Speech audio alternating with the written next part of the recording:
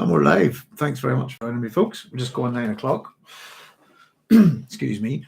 Throat's a wee bit iffy today. As usual, welcome to Doc Sloan Science Fiction Station for our Dune book club here at the Doghouse. Thursday night here, it's pretty miserable. It's been raining on and off all week, pretty much. And I understand quite a lot of you have got quite severe heat at the minute. So hope you're all looking after yourselves. Babs was saying just before we popped on here that on medications which cause drowsiness, off to bed early for me. Have fun. Catch you all next time. So I hope you're getting better, Babs, and keep well.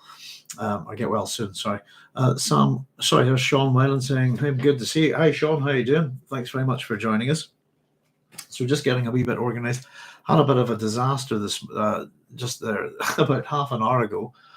With trying to set up the microphone on a different sort of shelf, and then he brought a whole bookcase down on top of me, which was good for a laugh. But I managed to get it organized and kind of a bit of moved around some books to create a bit of a counterbalance. So there we go. So there's Bojack saying, "Hey, hi Bojack, thanks very much for joining us." So we're on to chapter 45, isn't it? Oh no, hang on. I'm jumping ahead. It's 44 today, and that just leaves us 45, 46, 47, 48 to go. Excuse me, before we hit the appendices, which will be good fun and a bit of work, I think. There's Frank Red saying, "Hi all." Hi Frank, thanks for joining us. And there's Lord Crunk. Hellos to all. Hi Lord Crunk, also thank you for joining us. So as usual, I'm sort of just getting back into the swing of things. I suppose we've been away for a year. And we're getting there, if you know what I mean. So we're at that sort of stage of the book where we're hitting some quite lengthy chapters. The next few will be back to kind of normal length, which means hopefully we can get through them a bit quicker. And just a wee bit of housekeeping, I suppose, with last week's episode, I suppose, last week's chapter. We were having a wee bit of a chat. We got a wee comment from Chaya in relation to, we were having a wee bit of a chat last week about, or the last time we were here, sorry, about Captain Aramsham and the meaning of his name. And of course, as we like to point out, every name, almost every word is loaded sometimes within Dune when we encounter unusual names. So Aramsham, we kind of had a wee chat about it. Very similar to the Shamaran, these sort of women snake creatures from Armenian and Indo-Iranian folklore and so on. And we had a wee chat about the words can also mean like the king of snakes. So Chaya gave us a wee bit of addition with that in terms of Hebrew, which is good to put in. So I've added this into my notes from last week. And it was just that the words in Hebrew, sham can mean there, but the word aram has a few different meanings.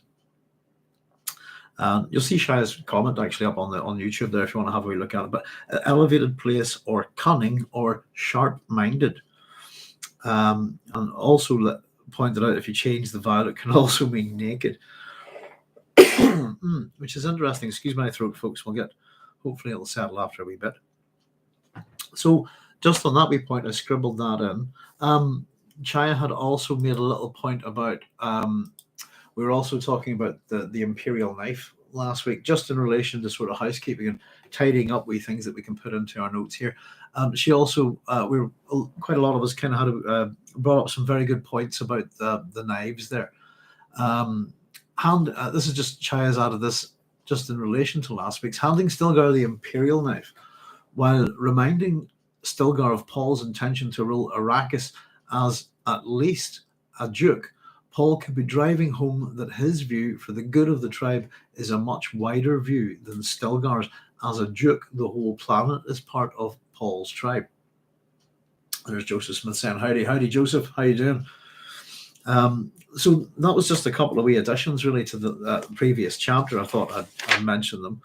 It's just good to sort of include these wee things. Whenever somebody points out something like this, and I've been doing my notes, etc., as I go, this sort of nonsense. I tend to I'll go and add it into the notebook where appropriate, because it's all very good.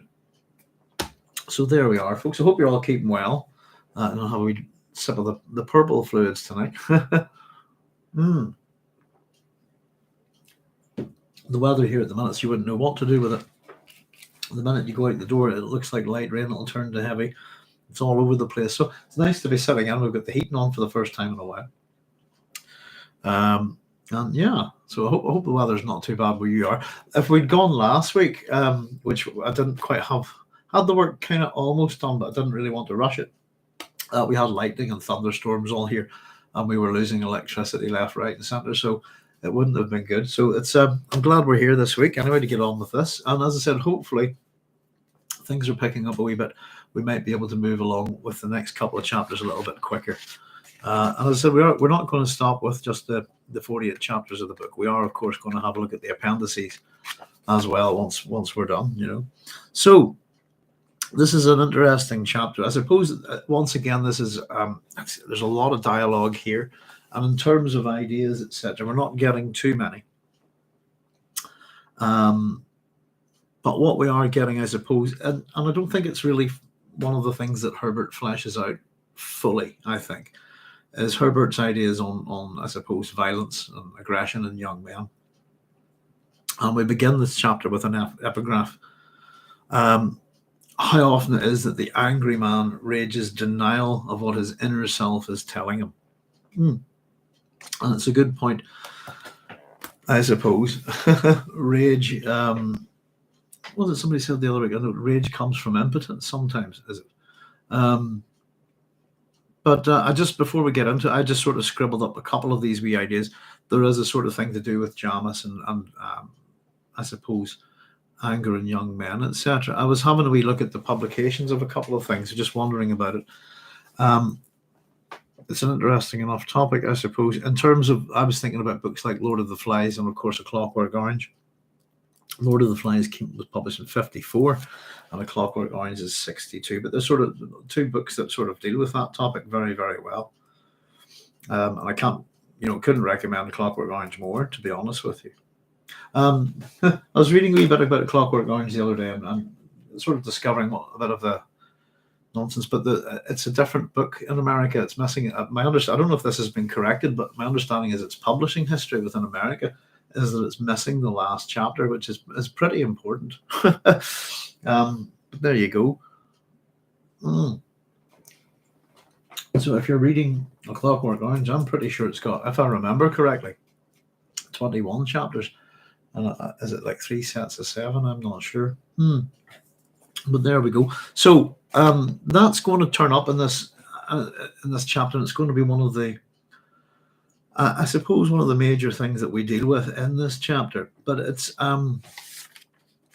tension works in a funny way in this chapter. I think it's built towards a potential confrontation, possibly with the young men, with Stilgar, with Paul. How's that going to play out? And it's not really going to go. It's not really going to happen. Things are going to kind of work out that way. So whenever the moment of potential violence comes, I suppose, in the chapter, it's a little bit out of sight, but it's not really for us because we're included, I suppose, within that viewpoint that the omniscient narrator presents for us. So we're conspiratorial in a sense. We know that Gurney's probably going to, we're well aware of that, I suppose. And it's interesting how Frank sort of balances these things, really. So let's get into it, shall we? I've got my wee book. Right, so, and of course, our epigraph, by the way, just to be thorough, once again, is from the collected sayings of Muad'Dib by the Princess Irulan. The angry man denies what his inner self is telling him. And we're going to have a look at that as well, I suppose, with Gurney. So we start off with Jessica's point of view, and we're at the Cave of Birds again.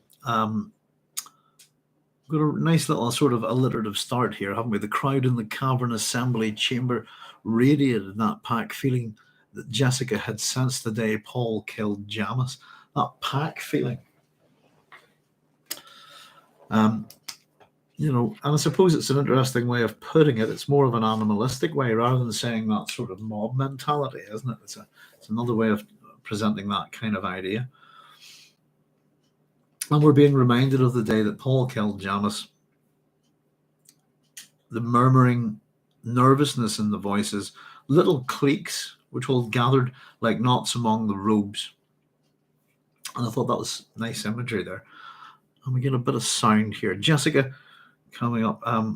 let me just see. Sorry, Jessica tucked the messenger cylinder beneath her robes as she emerged to the ledge from Paul's private quarters. So this is this sort of, we get the ledge looking down, if you like, within the Fremen. It's a continual sort of point of view that we get within the Cave of Birds. Excuse me, from Frank as he paints this picture of Fremen life, but it's also one that I think we should be quite familiar with by now.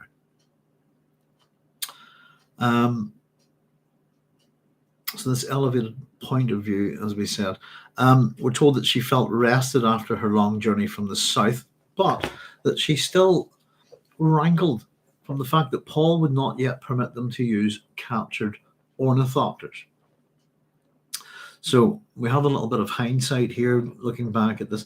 I mean, Paul, as she remembers in hindsight, says, "We do not have full control of the air, and we must not become dependent upon off-world fuel. Both fuel and aircraft must be gathered and saved for the day of maximum effort." I quite like that, maximum effort. Very good. And again, as I said, this is in Jessica's hindsight, if you think, her reminiscing about this.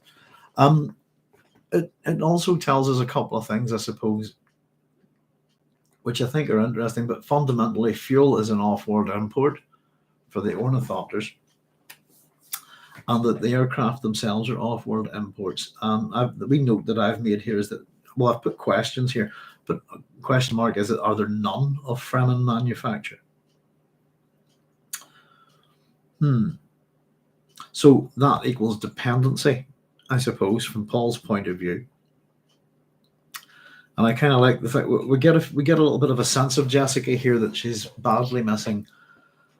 How would we put it? She's missing the comforts of life, if you like.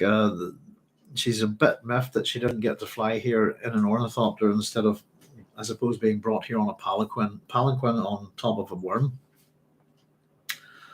I don't know. Which way would be the more comfortable to fly or to travel, I suppose? I don't know.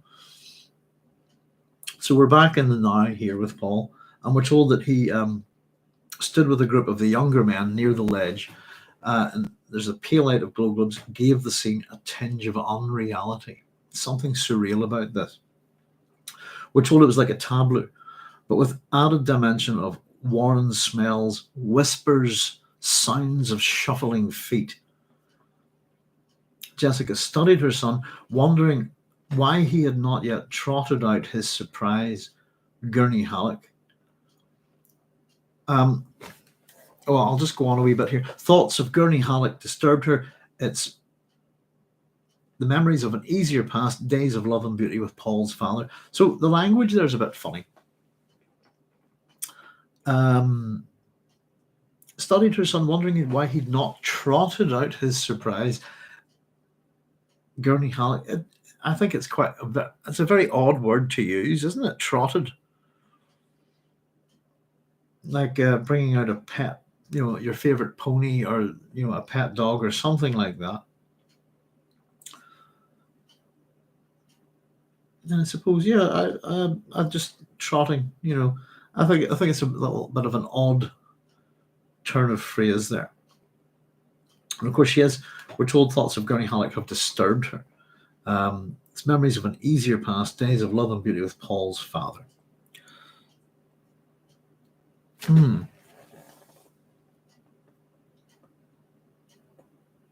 So it seems to be a wee bit of a thing with Jessica in this chapter. I think, again, just the reminder from Gurney, maybe of just, he's a strong reminder of the past and attachment. One of her husband's men, basically, or sorry, Leto's men. She's not her husband. Sorry, he's not her husband, is he? Yeah, life must be quite hard here. And we get a little bit of sympathy, I think, towards his mother from Paul here. So we're told Stilgar waited so Paul's with the young men. And, wondering why I'd not trotted out Gurney, but there's business at hand, I think, here, first of all. It's probably the answer to that. Stilgar, we're told, waited with a small group of his own at the other end of the ledge. A feeling of inevitable dignity about him, the way he stood without talking. And of course, we have that that contrast of Stilgar's behaviour here, I suppose, with the rest of the Fremen. Interestingly enough, we were having a wee chat the other week, folks. Before I go on, pardon me, I accidentally, when I was making my notes, I accidentally turned over 2 pages. And we were talking about the Jungian mandalas the other week, and how Frank Herbert aligns his characters. And I ended up just for a bit of a giggle, I thought I'll quickly scribble. Let's see how he places them at sort of, compass points, if you like, and that's what I came up with, really. Just how this chapter's working, and that we have Jessica sort of lined against Gurney, Stilgar, and Paul. We have silence and rage, and I just thought, yeah, whenever Frank talks about how he puts together these chapters, how he, I suppose, places characters against each other in terms of light and shade, etc., etc. It's quite easy to map, actually. It's something we should probably have done right from the start. Anyway, and very quickly, while I remember, we were talking about Jung the other week, and the book, which I've had to move for counterbalance. There we go. So we were having a wee bit of a chat about Jung's influence on Frank Herbert and archetypes of the collective unconscious. And get this just correct to give it its proper, because I'm really bad. So it's the archetypes of the collective unconscious, the concept of the collective unconscious, and blah blah blah. Let me just see. Yeah, sorry. This is the Bollingen series. This book is the collected works of C.G. Jung, Carl Gustav Jung, Volume 9, Part 1. Just in case I'm imagining that the collective works of Jung are quite lengthy. The other book that I couldn't find, that I sort of had a wee nosy through in relation to Jung and learned a few wee things about him that may have been interest, was this one. So I'd mentioned that I didn't have it, couldn't find it, and couldn't remember its name the other week. So it was The Wisdom of the Dream, The World of Carl Gustav Jung by Stephen Segaler and Merrill Berger. And it says it was based on the popular British television series and winner of the Gold Award for Educational Instructional Television at the New York International Film and Television Festival 1989. So that was the other, for those interested in Jung at all. Excuse me. Just what I remembered. Now, Jessica's thoughts here. Of course, Stilgar's dignity will be in sort of harsh contrast to that of his own people, I suppose, their behaviour here. Sorry, I'm just going to grab a paperweight here. There we are. Now, of course, Jessica's thoughts on this are: we must not lose that man. Paul's plan must work. Anything else would be the highest tragedy. Well, of course, if we ask how, so it would be a right old mess if Paul had to call out Stilgar and kill him, and what that would, So I think Paul sort of points out how it would end up running, really, later on here. So we're told Jessica strode down the ledge, passing Stilgar, not looking at him, and headed down into the crowd. And a way is made for her as she heads towards Paul, and silence followed her, we're told, which is, again, a pseudo-religious tone, doesn't it, I think, here. We're told she knew the meaning of the silence, unspoken questions of the people, the awe of the Reverend Mother. And just my wee notes here, folks, I've just put that she cultivates this. And this is her power, part of the power system that they've developed here. But it's absolutely cultivated. We really are going to see, despite what, it's almost a bit of a bait and switch, this chapter, isn't it? But despite what we're going to see later on, we do get to see the Atreides manipulating people here if we pay attention, and there's a good amount of it here. So there's a plan in action, as she's just told us. We're going to see that enacted. But this, as she walks down to stand by Paul, this people parting, silence, it's the silence of awe of the Reverend Mother, of awe of her power, perhaps.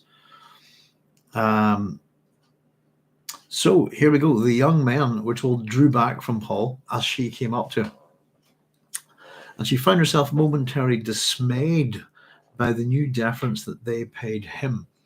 And I also wanted to point out here, we had a wee bit of a chat last week about Paul being referred to as him with a capital H. And I just thought it was interesting here that the deference that they paid him is with a small h here. Now, a bit of a problem here, I think. I don't know. See if you agree with me, and then I'll have a wee look at your comments, folks. I think there's a few scribbled down there so far. I'll catch up with them. Here we go.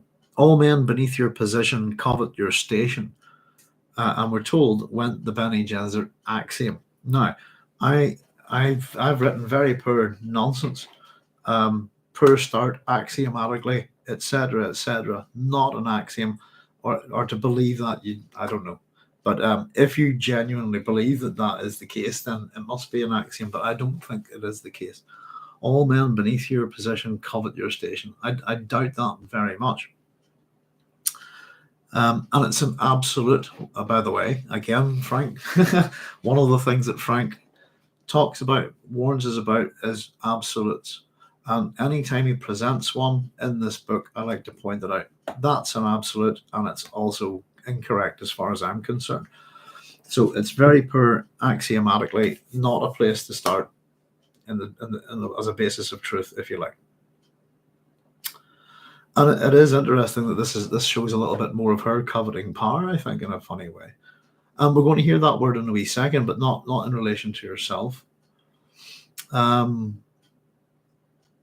I've actually put that this is about her coveting religious power. Is this about her?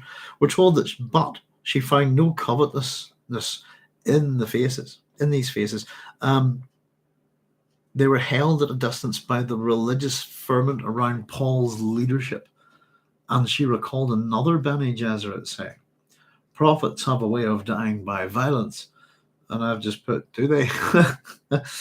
So it's not an absolute or anything. And I dare say there's, I don't know, many a prophet that prophets are one thing and false prophets are another entirely, aren't they? So it is kind of interesting. I'm going to grab a wee sip here and just catch up with your comments. Frank Red says, somewhat demeaning, and for me speaks to Jessica's elitist tendencies, or simply her being accustomed to and often not very conscious of the implications / privileges of her high station in the House of Atreides. At this point in the story, maybe Herbert frames these opinions as more grating because of how the house has fallen, transforming, and she is beholden to a bygone order. Very good, Frank. Lord Kronk says, then they haul out the rugs. I picture the 70s deep shag rugs.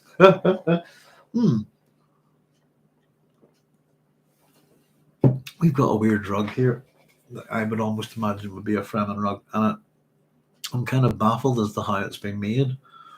And it's my wife's, and she's had it a long time, but it has a particularly, I don't know, an Arabian sense to it, maybe. But it also looks like, I don't know, it's like from an 8-bit generated game or something like that. It's kind of strange. Those rugs really bring the room together, don't they? Yeah, hangings and rugs, etc. The furnishings. Somewhat demeaning for me speaks to Jessica's elitist tendencies. Yeah. Well, we're going to see her. I mean, her desire for power here is, what would you do for power? And how do you act? How do you use power? Or do you have to, I suppose, do you have to use other people to manipulate power? Do you become a power behind the throne? Ultimately, I suppose, like the Bene Gesserit are. And you can view, I suppose, Paul and Jessica's relationship in a funny way, Paul and Leto's relationship, as a sort of microcosm of the Bene Gesserit and their relationship to men, I suppose. But yeah. Transfer, maybe Herbert frames these opinions as more grating.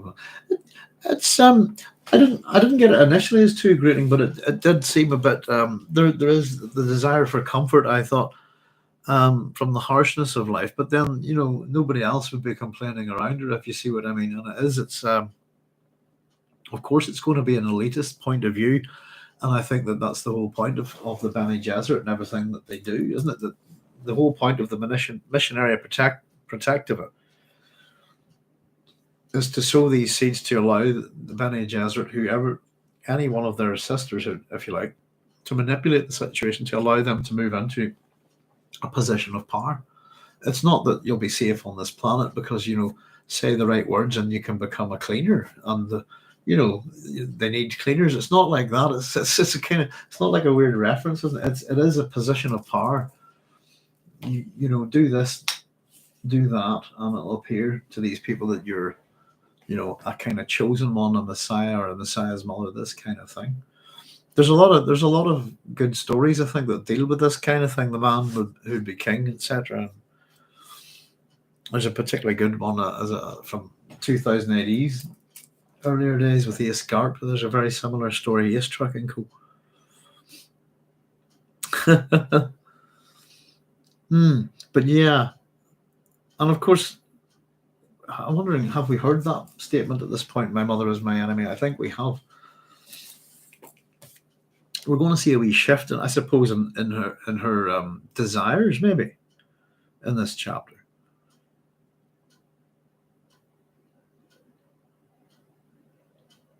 Right, sorry, where were we? Yeah, she momentarily dismayed by the new deference they paid him. And we talked a wee bit about that axiom. I wouldn't agree with it, to be honest with you.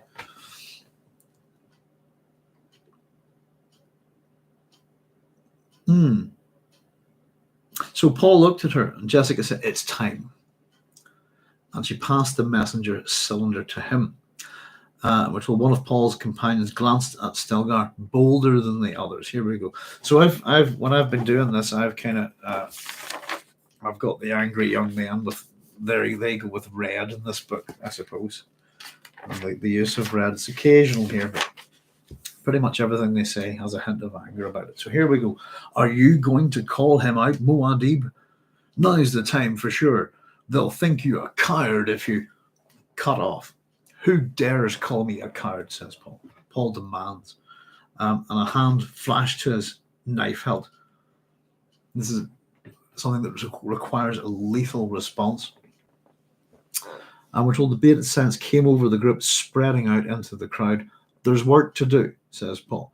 As men drew back from him, they turned away, shouldered through the crowd to the ledge. He leaped lightly up and faced the people. And then we get another big, "Do it!" Someone shrieked. And the murmurs and whispers arose above that shriek. So, and of course, this is what they've been waiting for. This is we're seeing a plan played out here. And of course, we need the angry young men to do their bit. To try and go with their ideas of tradition. And I'll have a wee chat maybe about this at the end of it, but it does remind me of a lot of this reminds me, I suppose, this method of succession that the Fremen have, it's in other cultures around. It's been in some older cultures, but it reminds me in particular in the priesthood of Nemi, which I talk a lot about. But anyway, here we go. Paul waited for silence. It came slowly with scattered shufflings and coughs. And when quiet was in the cavern, Paul lifted his chin, spoke in a voice that carried to the farthest corners. And he cried, "You are tired of waiting." So, and I made a wee note here that the interesting thing is that they're impatient, they're tired of waiting. And what I wrote below that was, isn't patience a Fremen virtue? Question mark. But this is the young, isn't it? This is the young men, the fighters, the people who want to be fighting. He waited for the cries to die down. Indeed, they are tired of waiting, is what he thinks. So he's is he judging the crowd right here? I suppose, and we could even bring in, if we think about this, how Paul engages with the Fremen here. We can think about it even if you're thinking about good speeches. It's how to manipulate people, how to talk to them well. You can think about kind of ethos, pathos, logos, kainos, these kind of things. It's timeliness. You're tired of waiting, reading the room, understanding these kind of things, understanding the crowd, if you like. He hefted the message cylinder, thinking of what it contained. His mother had shown it to him, and he explained it was taken from a Harkonnen courier. And the message is explicit. We're told that Raban is being abandoned to his own resources here on Arrakis, and that he could not call for help or reinforcements. So Raban's in bother. We knew that this was coming. And of course, it's a big thing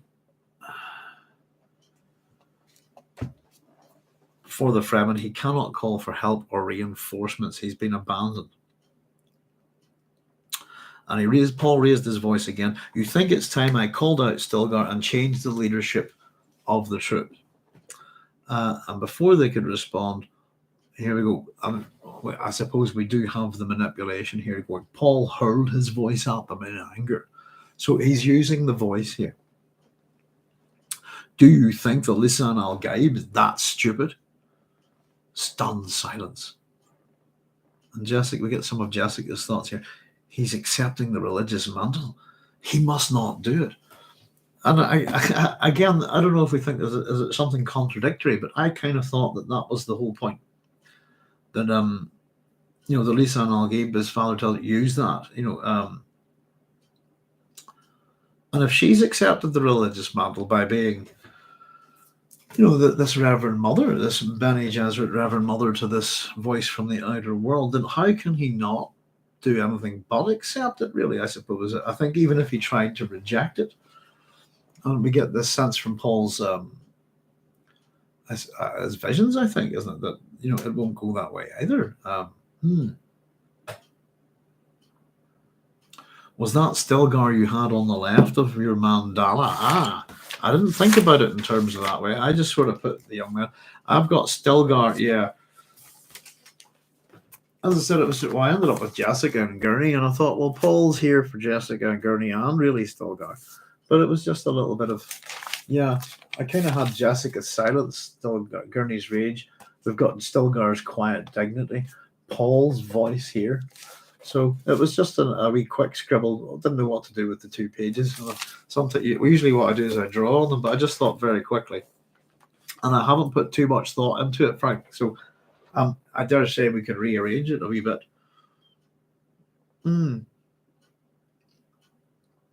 But yeah, I was looking at some of those again the other week. Actually, they're interesting stuff. But yeah, excuse me.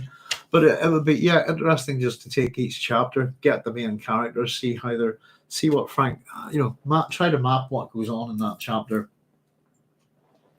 With which characters are working with each other or opposed to each other, this kind of thing, and sort of go through the book and do that. It'd be kind of interesting.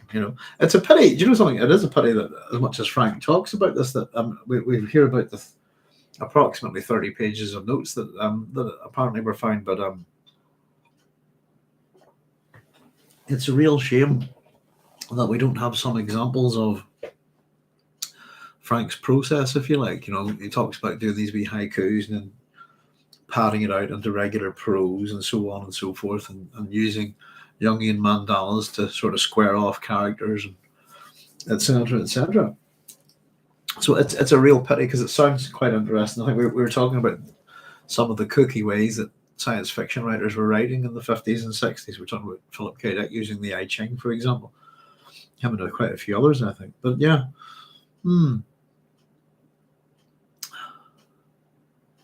Very interesting. A way to imagine Herbert's method, perhaps, and a good intuitive exercise regardless.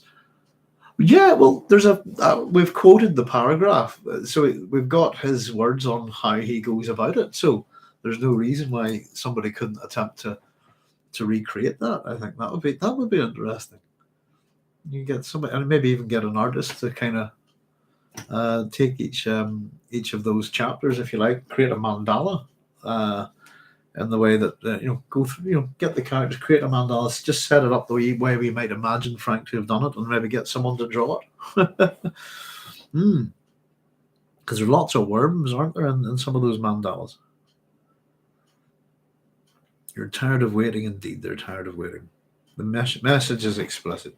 So here we go. Paul raised his voice again. Oh, sorry, I'm catching up. Do you think the Lisan al-Gaib that stupid? He's accepting the mantle. He must not do it.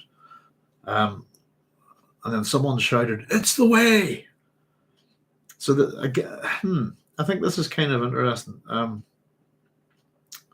If we talk about sort of the nature of the Greek myths, and particularly the myths associated with the Pelopids, you can look at them in all sorts of ways. But one of them is the way I would view one of the core messages that survives through that myth is what is it telling us about that society and the people that lived at the time?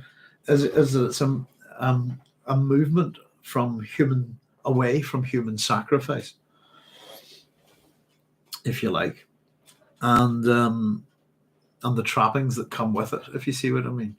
And like we've just gone past, I suppose, I suppose it's particularly interesting within that the Pelopid myth and how it ultimately ends with the creation of a legal system, if you like, when you get to sort of Aeschylus is the Oresteia.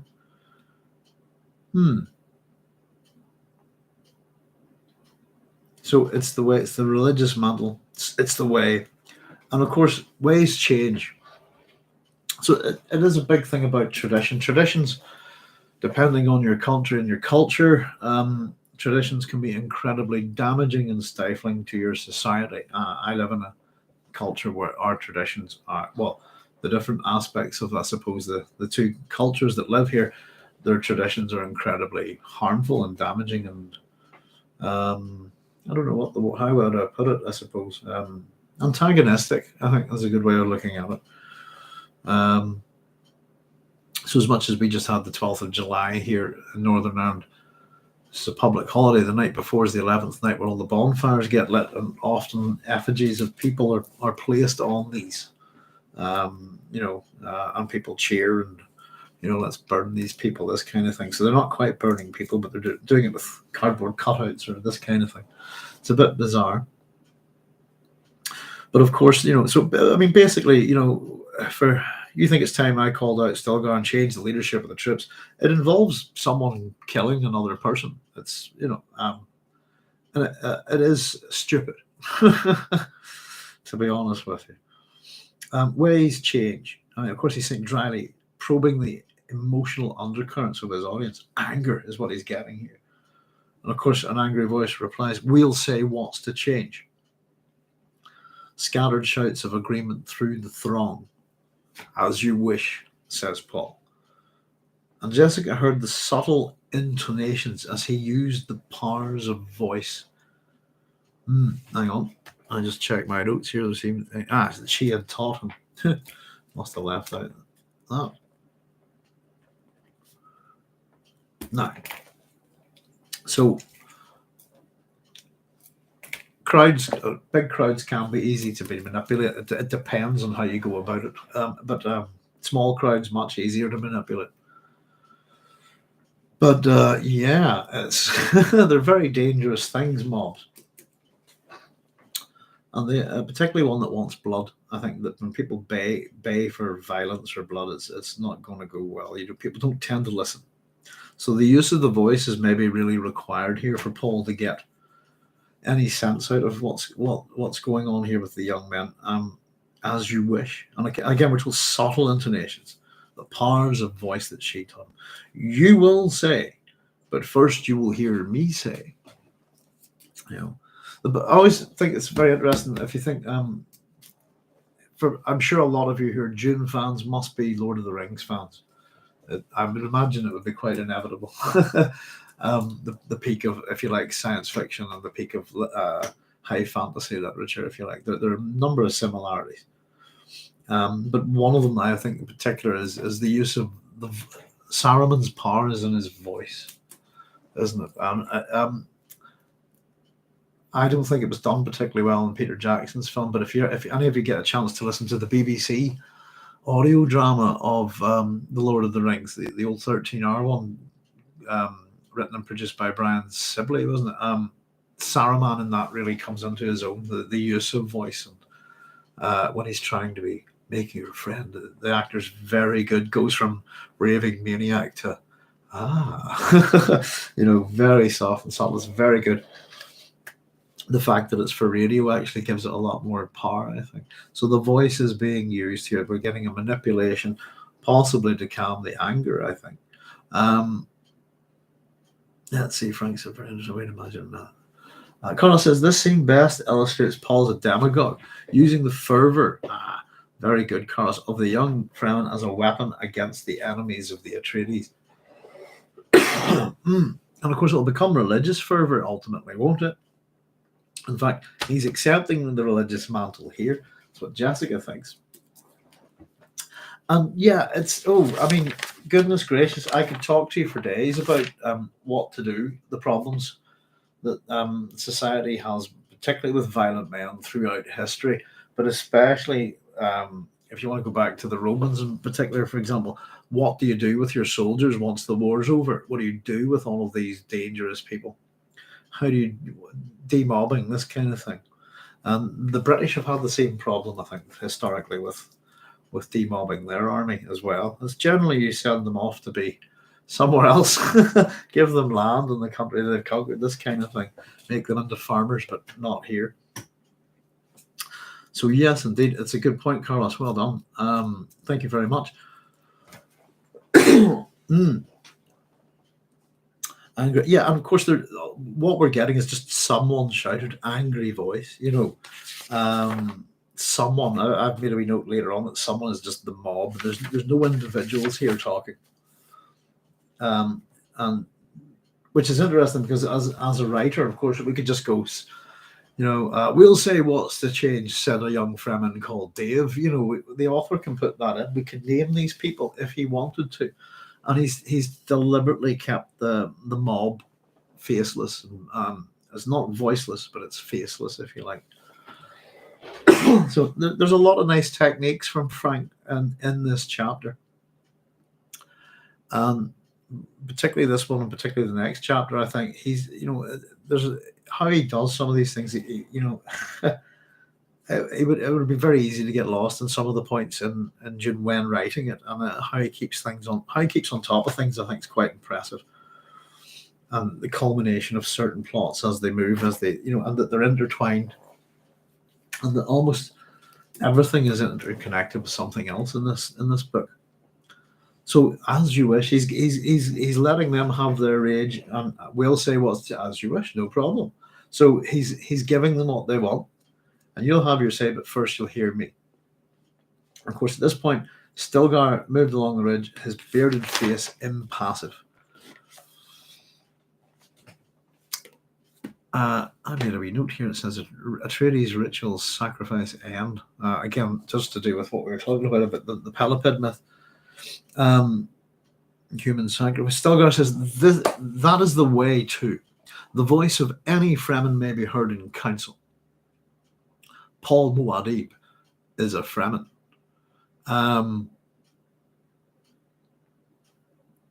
Later on, just to point out, whenever we come to the God Emperor, Leto II will point out that his father Paul is not a Fremen.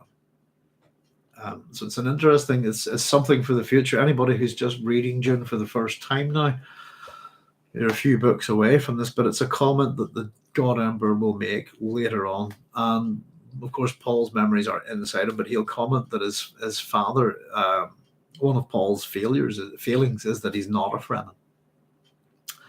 Paul Muad'Dib is a Fremen, says Stilgar. The God Emperor later on will disagree with that statement, but that's not in this book. I just thought I'd point it out. The good of the tribe, says Paul. That is the most important thing, eh? Stilgar says, thus our steps are guided. I'm told this is still with a flat voice dignity. Again, I think has a religious tone to it. And of course, the religion permeates all aspects of Fremen life, I think, particularly with the ecology of the planet as well. So Paul says, all right then, who rules this troop of our tribe? And who rules all the tribes and troops through the fighting instructors we've trained in the weirding way? I've made a wee note here, folks. Simply put, oh, sorry. Sorry, they're all going up. Noodles is in here with me at the minute, folks, in the doghouse. Noodles, love. Sorry, give us a wee. Are you all right? It's okay. Excuse me. Hold me a second. Where are we at? She's okay. She's just parking. She want out? Off you go play with Holly. Okay. Goodness gracious. Sorry about that, folks. She's being good as gold there. Oh goodness, I lost my train of thought with all that dog barking there. Oh, right, sorry. I'll go back to that again. Sorry, it's a good thing I keep these wee notes here, isn't it? All right then, who rules this troop of our tribe? And who rules all the tribes and troops through the fighting instructors we've trained in the weirding way? Before we go on with that, the wee note that I've made here is that it's a very good point, is that everybody, all the Fremen are much, much more dangerous than they were before they were trained in the weirding way. That's kind of, the way I looked at it. All of these people are a lot more dangerous now because you've trained them in the weirding way. I dare say it's possible that Paul and his mother might withhold a few things, if you like. So Paul waited, looking over their heads. Sorry, no answer came. Presently he said, "Does Stilgar rule all of this?" He says himself that he does not. Do I rule? Even Stilgar does my bidding on occasion, and the sages, the wisest of the sages, listen to me and honor me in council. Shuffling amongst the crowd. It's like a bunch of teenagers being told off, isn't it? So does my mother rule? He pointed down to Jessica in her black robes of office among them. Stilgar and all the other troop leaders ask her advice in almost every major decision. You know this, but does a reverend mother walk the sand or lead a razzia against the Harkonnens? And this makes them a bit angry, I think.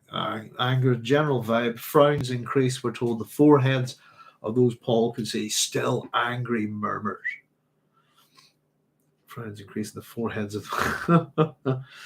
And Jessica's thoughts, again here, just punctuating this is a dangerous way to do it. He's provoking them a little bit. And then she remembered the messenger's son, what it implied. She saw Paul's intent. Here it is. Go right to the depth of their uncertainty, dispose of that, and all the rest must follow. So doubt, people, the troops don't really know what the boss is doing, if you see what I mean, what the generals are doing. Take away that doubt and uncertainty, particularly with Raban, everything's working towards their goals. That should please the mob. It's a problem throughout history. It's a particular problem that generals and of all kinds have with their soldiers.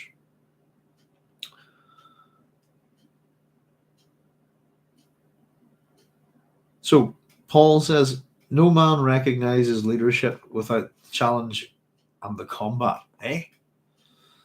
Someone shouts, that's the way. Of course, someone again is just a faceless member of the mob. So here we get Paul presenting the goals. What's our goal? To unseat Raban, the Harkonnen beast, and remake our world into a place where we may raise our families in happiness amidst an abundance of water. Is this our goal? Someone shouts, hard tasks need hard ways. Do you smash your knife before a battle, says Paul. Demands Paul. I would say this as a fact, not meaning it as a boast or challenge. There isn't a man here, Stilgar included, who could stand against me in single combat. This is Stilgar's own admission. He knows it, and so do you all. So this is I'm the biggest, baddest wolf here. And you all know it, and so does Stilgar. It's quite a callous. And I think the real danger is I can kill any one of you. I'm the hardest guy here, and I can kill any one of you. In real life, that usually ends up with you being killed by a mob. Doesn't matter if you can kill any one of them. It's if you're acting like that, behaving like that, it's not a smart thing to do. Generally, the mob will kill you. I can fight you, but they'll all just jump on top of you. The numbers would get you, wouldn't they? And he is provoking them a little bit here. So nobody can fight me. No one. None of you. And there's a bit of an absolute there, but it's single combat is the caveat there, if you like. He knows it, and so do you all. So this kind of harkens this again, angry murmurs from the crowd, and this harkens back to our epigraph at the start of the chapter. How often it is that the angry man rages denial of what his inner self is telling him. So does this anger come from the fact that they all know that Paul can defeat them? And it actually makes the desire to put Stilgar into that position much more dubious from the Fremen's point of view, doesn't it? That it wouldn't be, if it's not a fair fight in any shape or form, if it's so badly balanced, then it is almost like sending Stilgar to a ritual death, isn't it? A ritual sacrificing just for their own need, for their traditions, their own entertainment. Lord Raglan is one of the books that Herbert is. We've talked a lot about the book. I do recommend it. It's a good book. Not all the ideas in it stand up, but that doesn't make it a bad book. It's a very enjoyable read, I think. Lord Raglan's the hero, which Frank Herbert is well aware of and uses. What was the wee point I was about to make there?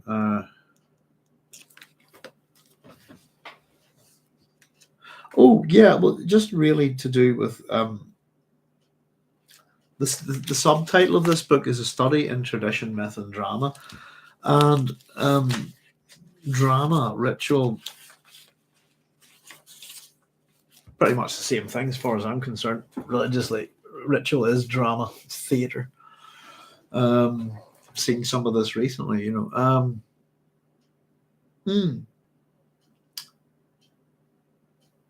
Interesting. So it is, yeah, not a smart thing, I think, but he's doing it for a reason. There is a bit of a tightrope, I think, that he's walking here. We're getting a sense of my martial prowess, and I'm the best, so etc. He should be the leader, maybe. But there's no need, of course, to dispose of Stilgar. Many of you have been with me on the practice floor. You know that this isn't an idle boast. I say it because it's a fact known to us all, and I'd be foolish not to see it for myself. I began training in these ways earlier than you did, and my teachers were tougher than any you've ever seen. How else do you think I bested Jamis at an age when your boys are still fighting only mock battles? And of course, that we have the evocation of Jamis again here. Jamis is mentioned. I think is that the second time we've heard him mentioned in this chapter so far. Yep, start off pretty much with Jessica sensed that the day Paul killed the crowd in the cavern assembly chamber radiated that pack feeling that Jessica sensed the day Paul killed Jamis. That's when we have that. We have another mention. We're going to hear about him again. And it's so Jamis's memory is evoked, I think, 3 times in this chapter. And of course, we get Jessica's thoughts here. He's using the voice well, but that's not enough with these people. They've good insulation against vocal control. There we go. So he must catch them also with logic. A wee bit earlier, I was saying that Paul's approach here, he's giving them a speech. He's manipulating the crowd. I'm well versed in this. The persuasive argument, this kind of thing, if anybody's familiar with classical arguments, involves ethos, logos, pathos, and to a degree, kainos, your own sense of ethics and sense of right and wrong. Pathos is your similar sense of experience and suffering, sympathy, empathy, this kind of thing. And then which one did I not? Logos, of course, is your sense of logic. Your the up and down, or where up and down are 1 and 1 equals 2. This kind of thing, that you're not raving mad. It's always good to demonstrate to any audience that you're ethical, that you're logical, and that you understand human suffering, sympathy, and empathy. It goes a long way to convincing people to do anything you like, and in particular, understanding kindness' timeliness, understanding just that things happen. Your modern translation is kind of read the room, if you like, the right moment to speak, the right moment, the right thing said at the right time. And of course, we get a little bit of that here from Jessica's thoughts. Logic, logos is what we need. And also, a little trait of the Fremen is that they are well insulated against vocal control. I think that's a good little point to make. And I wonder what it is that makes them well insulated against vocal control. Makes me kind of curious. So we come to this, says Paul. And he lifted the messenger cylinder and removed the scrap of tape. This was taken from a Harkonnen courier. Its authenticity is beyond question. It is addressed to Rabban. It tells him that his request for new troops is denied, that his spice harvest is far below quota, and that he must wring more spice from Arrakis with the people he has. No more people coming. Stilgar moved up, we're told, beside Paul. And how many of you see what this means? Paul says. Stilgar saw it immediately. They're cut off, shouts someone. Someone's a major character in this chapter. So Paul pushed message and cylinder into his sash from his neck, took the braided Shigawari cord holding the ring aloft. Goodness, my notes were a bit choppy there. Let me just see that I read that correctly. I removed a ring from the cord, holding the ring aloft. I've lost my wedding ring again. Otherwise, I'd use it as a prop right now. Ladies, behave. Sorry about that. Oh dear, they're being barky. Sorry, give us a wee second, folks.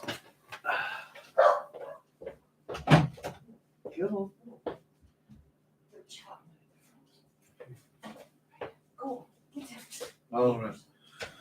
Oh, sorry. I think they're about to get a bit of a dander there. They're just getting excited. Sorry about that. Oh, here, let me see. I'll catch up if there's any other comments there briefly. Carnell says his religious facade and aura of invincibility protected him from the more ambitious among the Fremen until the war was won. But as we see in later books, it couldn't last. Frank Red says the Wool's Soyinka on ritual drama is very interesting in relation to those comments around Raglan and there being no difference between ritual and drama. I can try and find some links. Oh, very good. I've not really read much else about Raglan over the years, but except I just sort of read the book myself. But yeah, ritual and drama. My point, I suppose, with myth is myth. Myth appears in many other forms, and I think that was something that Raglan didn't consider well. But absolutely, rituals fundamentally, I mean, rites, etc. They're ceremony, whatever you like. It's a form of drama, theater. Take your pick, So no, I don't think that Raglan was wrong. I think he's just, I like his book a lot, and I think a lot of it has merit.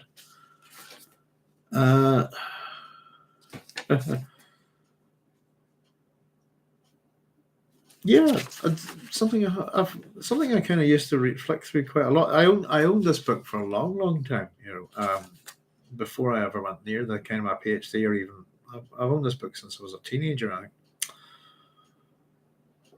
think. Tradition, myth, and drama. Yeah, it's a systemic. That's the problem with it, I suppose. But I think it goes very well. For those who don't just who are maybe joining us for the first time, very quickly, we do talk about these books a lot, but they're the books that Frank Herbert knew about and used, I suppose, in relation to heroes. So we have The Hero, A Study in Tradition with Myth and Drama by Lord Raglan's. There we go. And I love these wee old red books. And the other one I think is, there's a few, but particularly good ones, I think. Heroes, Hero Worship, and the Heroic in History by Thomas Carlyle. And I'd say there's probably a bit of the Golden Bough in there. But I don't know. The way the psychoanalytical world has looked at myth has been a wee bit and so I think a lot of Frank's ideas also come from that side of things. It's generally not not a world that understands mythology well. But I'm a bit of a euhemerist, Frank, if you know what I mean. I suppose I should explain that. Sorry, that's terrible of me.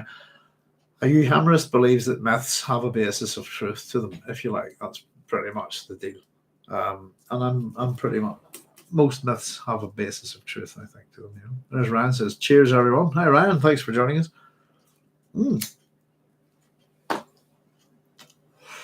So, yeah, I don't know. My reading, Frank, is really old-fashioned, and I kind of fell out of academia about 13 years ago. But I'd be curious to see kind of if there's any good new books on myths, etc. I'm reading a nice edition of Muad'Dib at the minute, but I have put it on hold because I'm desperate to finish this, and I'm into the last 100 pages, I think. Shi Shinru's Death's End. So, but yeah, in fact, we're going to have a wee bit of a natter about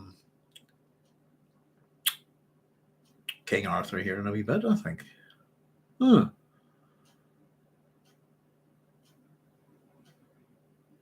This was my father's ducal signet. I swore never to wear it again until I was ready to lead my troops over all of Arrakis and claim it as my rightful fief. He put the ring on his finger, clenched fist. Of course, that's a symbol. You'll find it on, you'll see it about the place here at the minute. There you go. Utter silence gripped the cavern. Who rules here? Yes, raised his fist. I rule here.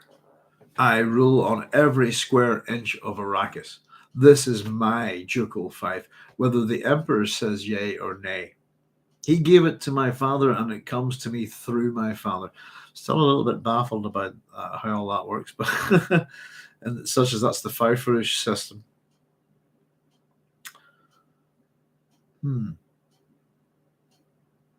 Paul lifted himself onto his toes, settled back to his heels, studied the crowd, feeling their temper. His thoughts almost got them. There are men here who will hold positions of importance on Arrakis when I claim those imperial rights, which are mine. Stilgar is one of those men, not because I wish to bribe him, not out of gratitude, though. I'm one of many here who owe him my life for life. Owe him life for life. Sorry. No, but because he's wise and strong, because he governs this troop by his own intelligence and not just by rules. Do you think me stupid? Do you think I'll cut off my right arm and leave it bloody on the floor of this cavern just to provide you with a circus? Bread and circuses is the note I've made underneath it. Patton and Kirkin Sesson. Yeah, I don't know. Always, every time somebody says it, was it the phrase, if your right hand offendeth thee, cut it off, isn't it? It's from the Bible, I believe. I always remember being taught about Origen. He's an early Christian theologian, and he cut off his Johnson because it offended him. And then apparently he regretted it later, as you would, there you go. So he swept a hard gaze across the throng. Who is there here to say I'm not a rightful ruler of Arrakis? On Arrakis, must I prove it by leaving every Fremen tribe in the Urg without a leader? And of course, that's the lack of the logic of it, isn't it? Really, who do I have to kill every single leader to say that I'm in charge? And what a waste of a pool of leaders that would be. Besides Paul, Stilgar stirred, looked at him questioningly. Will I subtract from our strength when we need it most? I am your ruler, and I say to you that it is time we stopped killing off our best men and started killing our real enemies, the Harkonnens. In one blurred motion, we're told, Stilgar, Chris knife out, and pointed over the heads of the throng. Long live Duke Paul Muad'Dib. He shouted. The theatre of religion and politics is what I've written at the top of this page here. A deafening roar filled the cavern, echoed and re-echoed. We're cheering and chanting, Yahya Chuhada, Muad'Dib, Muad'Dib, Muad'Dib, Yahya Chuhada. And of course, we've got that, the terminology of the Imperium, if we go to the appendix, but Jessica translates it for us to herself. Long live the fighters of Muad'Dib. There we go. Let's go to the terminology of the Imperium, and then I'm going to take a wee quick short break to run to the loo. I think as this caused a bit of upset, have we seen a clip from the film? Sorry, from Dune Part 2. I believe, I'm not too sure if this is the section that Paul's speaking something, and I think they've changed it from this to, I don't know. I saw a couple of people commenting on it about it and wasn't too sure, but let's have a wee look anyway. Where are we? Yeah. Apologies if I'm not pronouncing the Fremen language correctly. Long live the fighters. So, Yahya Chuhada, long live the fighters, the Feta King battle cry. And we're told that Yah now in this cry is augmented by the Hya form, the ever extended now.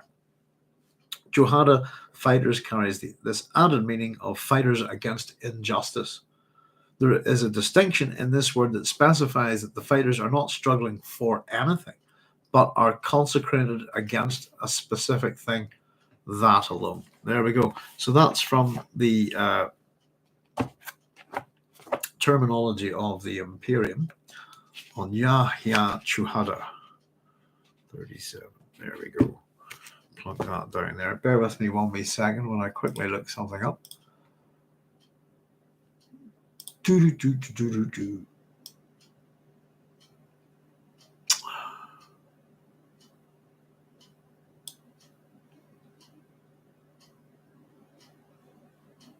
Khaled Bahildan's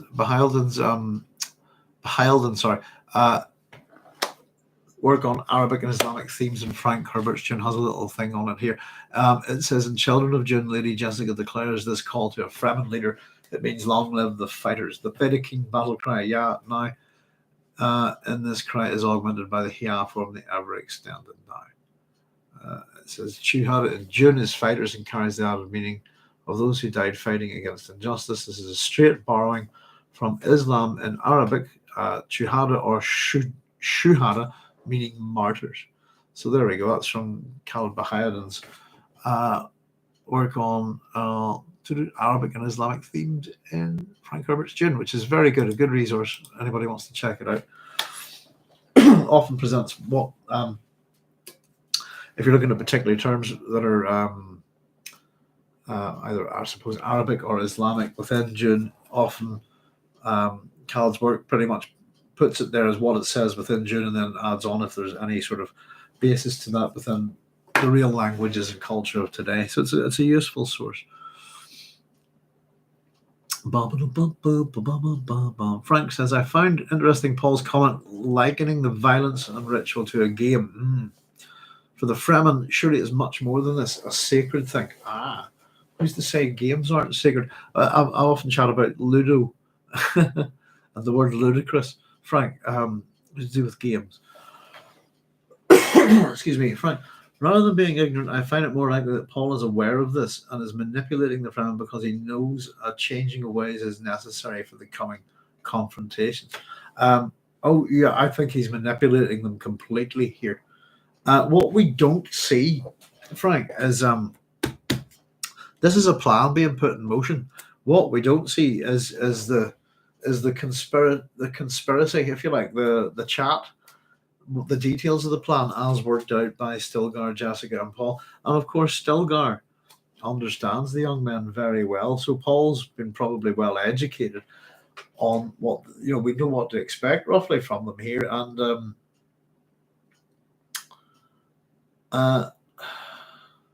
what else? I think, yeah, it's at the same time. I think this is the Atreides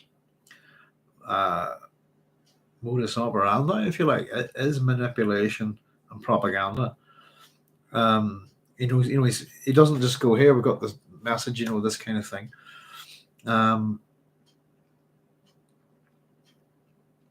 But yeah, absolutely, ritual drama, how to get people up, get them, and even music can become a part of warfare as well. But theater. Long live the fighters of Muad'Dib. The scene she and Paul and Stilgar had cooked up, here's the next bit, between them had worked as they had planned. And I've written, suckers. Conspiracy. I'm going to, just as a giggle, I suppose, I'm going to pause very quickly, folks, because I'm just going to run to the loo and we'll be right back. Give us a wee second. Oh, here I can mute that there.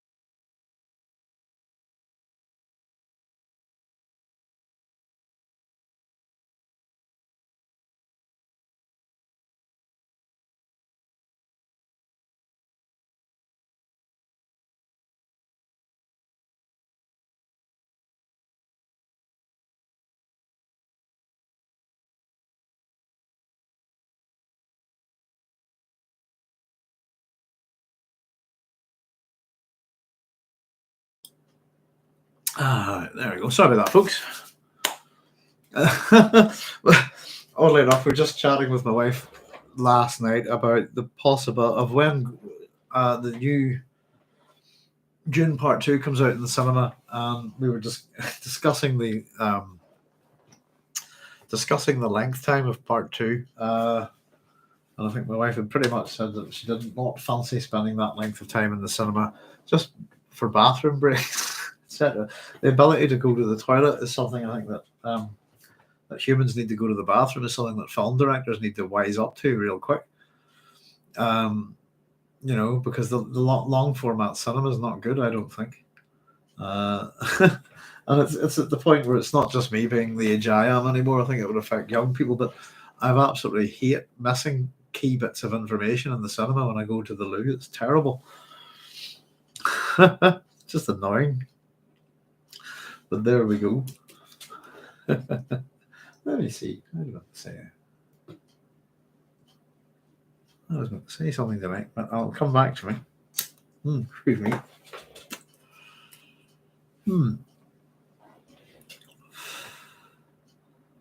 Right, where do we get to? Long live the fighters of Muad'Dib. Suckers. Frank had said good point, but I wasn't sure what you were saying good point to, Frank. The conversation backed up a wee bit there. Sorry, folks, as always, if anybody's got any wee comments or questions, fire away, and I'm happy to have a go at them. But yeah, suckers, they've got them where they want them, and this is the thing, I think. I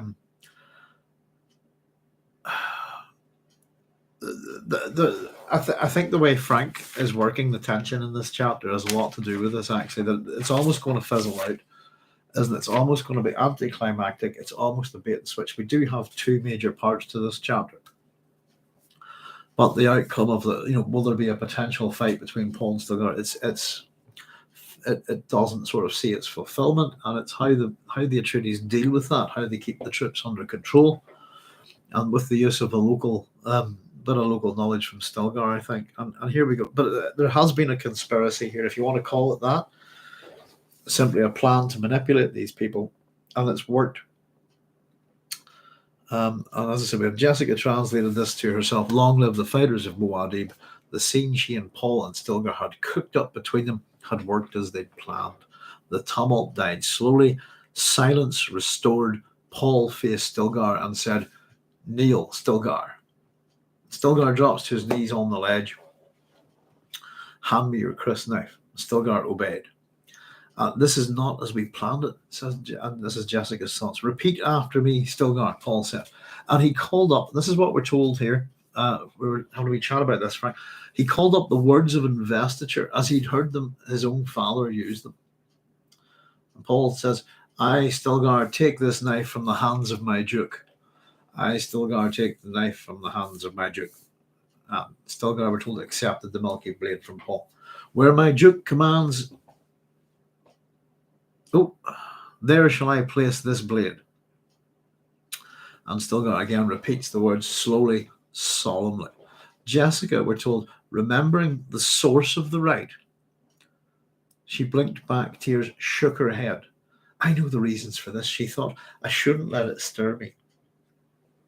I dedicate this blade to the cause of my duke and the death of his enemies for as long as our blood shall flow. And Stilgar repeats this after him again. And then Paul says, kiss the blade, he ordered. And Stilgar, we're told, obeyed. And then in the Fremen manner, kissed Paul's knife arm. We got a nod from Paul, sheathed the blade and got to his feet. So a couple of wee things, I suppose, just to finish that off, we get a sighing whisper of awe that passed through the crowd, and Jessica heard the words within the crowd. We get the prophecy.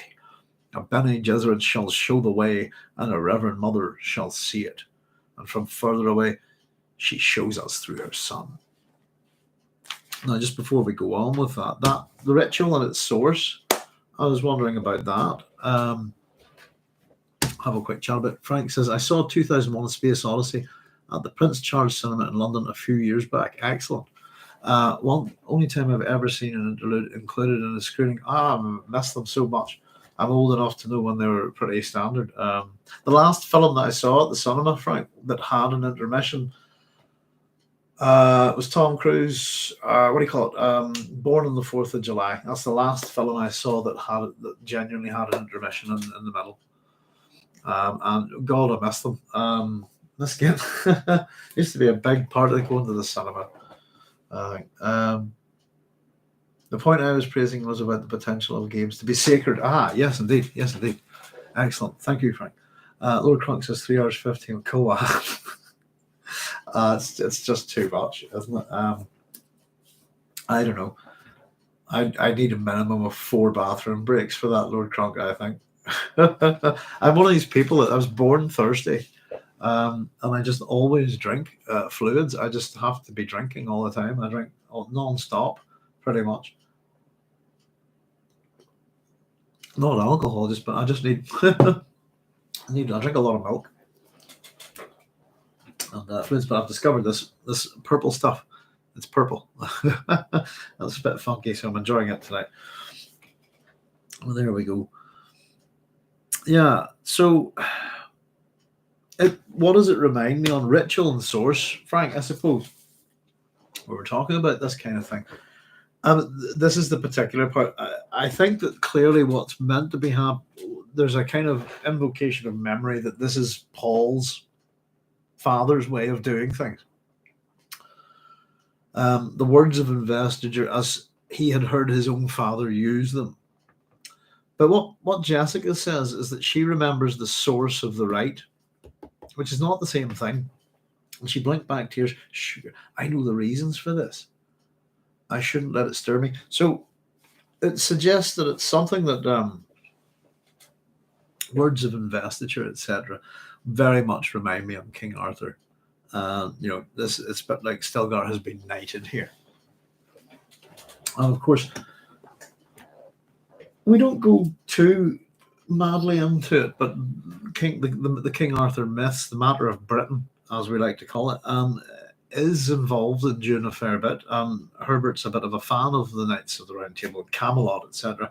And the main pattern that his heroes follow, if you like, is what he calls the Camelot pattern. And it's something that Herbert saw in American politics, particularly with Kennedy and certain individuals. This is what he called it. It was his term for it. But and yes, the meet and duel sort of laws, and I've got positions of power that I need to give to you all. And it's not a bribe.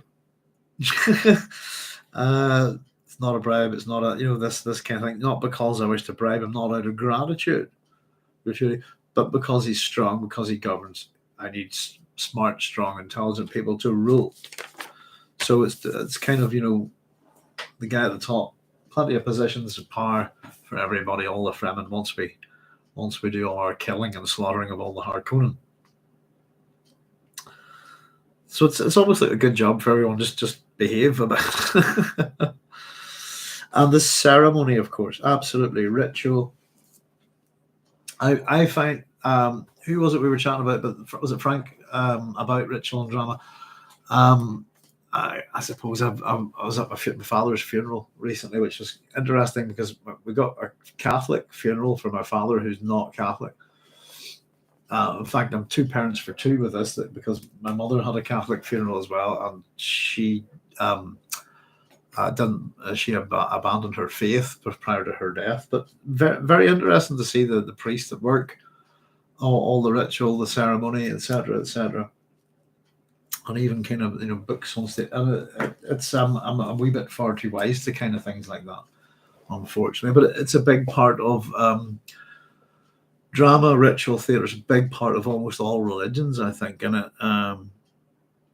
the interesting bit is how you get a story to become a myth, I think, and how the myth invests itself into a religion. Not all myths do, if you see what I mean. They don't all become religious. But yeah, fascinating. We can talk all day. Let's see. Words of investiture. So very much reminds me of King Arthur. And it's kind of one of the reasons why I wanted to pick up a copy of Le Morte d'Arthur recently. I have a bunch of Matter of Britain stuff that I enjoy quite a lot. Sir Gawain and Credit de Troyes, Arthurian romances and stuff like that. So if anybody's big into it, they're not difficult to read. Some of them are fragmented and stuff, but Le Morte d'Arthur is quite interesting, I think. But it's a very, very late version of the King Arthur myth. Very, very late, arguably 1,000 years. If you think of the Le Morte d'Arthur as the kind of main set of stories that most people know about King Arthur, they are literally 1,000 years after the first stories about him. So it's interesting how stories and characters change over time.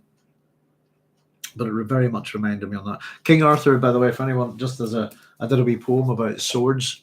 It's up on the channel. It's not really about swords; it's about guns, to be honest with you. But make a wee point of Excalibur is in the poem, but as is Clarent. So Excalibur is the sword of war of King Arthur, but it cuts through pretty much anything. So it's no good for knighting people, as I often point out. So he has a different sword for making people knights, and it's called Clarent. There you go. But yeah, arise, the old joke of just chopping people's shoulders off if you were knighting them with Excalibur.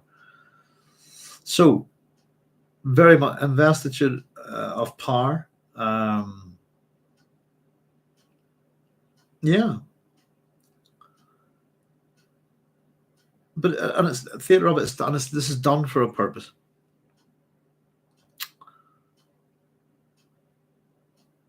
Where do we get to? Words of investiture. Take this knife. Where my duke commands, there shall I place the blade. I dedicate the blade to the cause of my duke and the death of his enemies for as long as our blood shall flow. Stilgar repeats, I kiss the blade. Right, got all that up. There we go. So the sighing whisper of awe that we got earlier with the crowd passed through the crowd, and Jessica heard the words, the prophecy, and Bene Gesserit shall show the way, and a reverend mother shall see it. And from further away, she shows us through her son. Hang on, have I gone way, way back? No, it's okay. So Stilgar, Paul says, leads this tribe. Let no man mistake that. He commands with my voice. What he tells you, it is as though I told you. And Jessica's thoughts here to wise. The tribal commanders must lose no face among those who shall obey them. So all about this is keeping face, maintaining the fact that we don't have to do things with the traditional way. I suppose being the first one to break, if you like, break the tradition, it can be looked down upon, it says. So for Stilgar to lead the way like this with Paul, I think is very good. Paul lowered his voice and said, Stilgar, I want sandwalkers out this night with Kilagos sent to summon a council gathering. When you've sent them, bring Chat, Korba, and Othim, and 2 other lieutenants of your own choosing. Bring them to my quarters for battle planning. We must have a victory to show the council of leaders when they arrive. Politics and war. So Paul nodded for his mother to accompany him. To accompany him. It's my bad handwriting. Led the way down off the ledge and through the throng towards the central passage in the living quarters prepared there. And as Paul passed through the crowd, hands reach out to touch him. Hands are important in this book. So we've had the closed fist as well in this chapter, and the hands reaching out and so on. Voices call out to him. And again, if we think about the words that we're saying here from the Fremen crowd, all of these phrases are invoking violence, aren't they? My knife goes where Stilgar commands it, Muad'Dib. Let us fight soon, Paul Muad'Dib. Let us wet our world with the blood of Harkonnens. So all very supportive, but let's kill. And it seems that a lot of the angry young men, that's kind of where they need to be directed, but not at killing Fremen, killing Harkonnens. So Jessica's point of view here, her thoughts, the feelings, emotions of the throng, she sets the fighting edge of these people. They could not be more ready. We are taking them at the crest. In the inner chamber, Paul motions Jessica to be seated. Wait here. And he ducked through the hangings into the side passage. And the contrast here of the quiet. It's quiet in the chamber after Paul had gone. All right. Oh, Paul had done here. I've got another misprint here. Hang on. Let's just have a wee look. Because goodness gracious, we've got an awful. I think it's quite a large number of misprints for a book like this that's presented as an anniversary edition. Let me just have a wee look.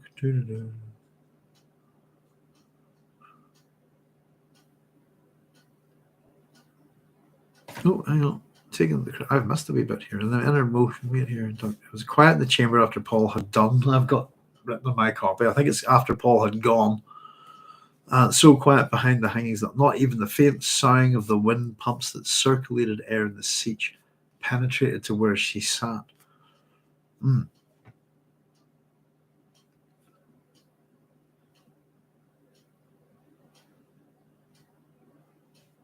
Oh, hang on. It looks like I've got my numbers messed up a wee bit. There we go.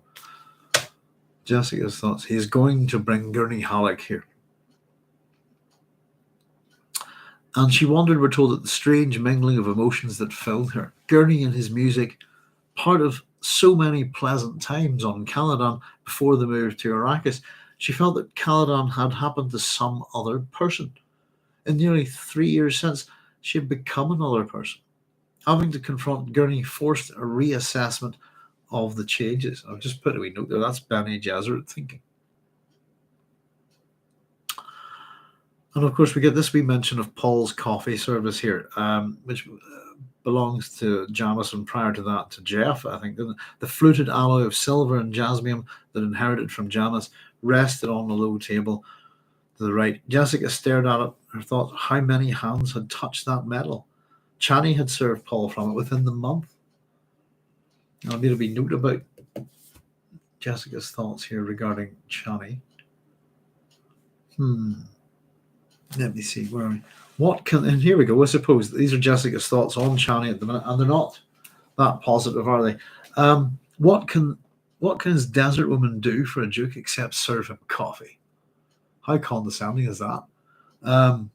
She asked herself. She brings him no power, no family.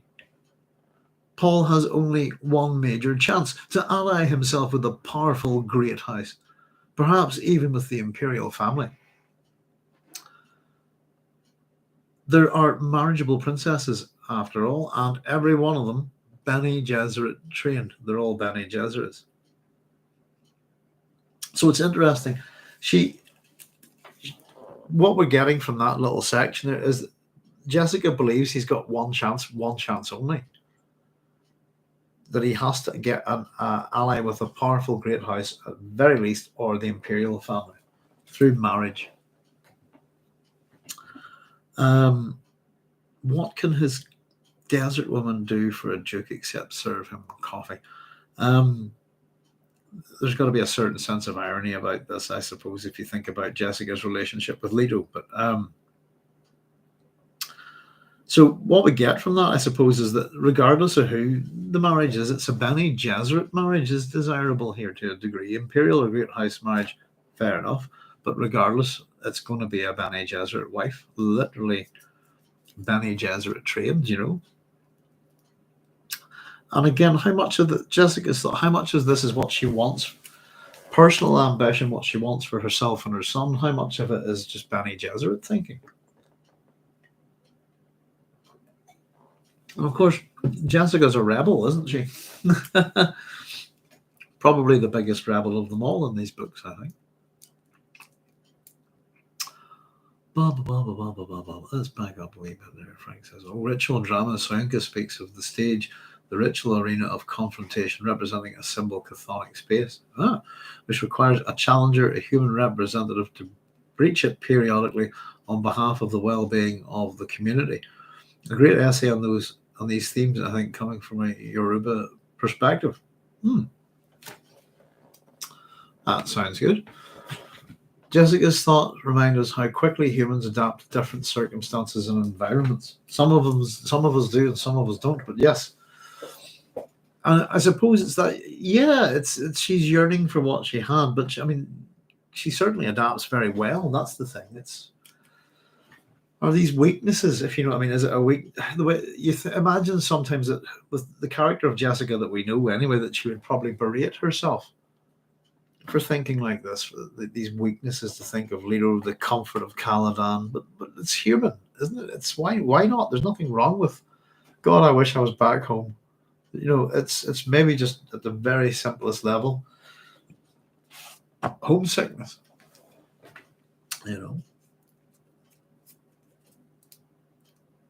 Bene Gesserit, Jessica control those bloodlines at all cost, and that's all. Yeah, always that's in the background, isn't it? Thank you, Lord Crunk, for reminding. But sometimes it's easy to forget that there is a plan here that all involves bloodlines and breeding, and keep preserving certain bloodlines, certain genes, this kind of thing. You'd imagine, the only thing I would actually say is that within terms of genetics, and we know that the Bene Gesserit are inbreeding, to create certain traits to a degree. It's kind of the opposite of if we understand that there is inbreeding involved to create the Kwisatz Haderach, the desire to rebreed the same families, the same set of genes, is kind of obvious from that, I think.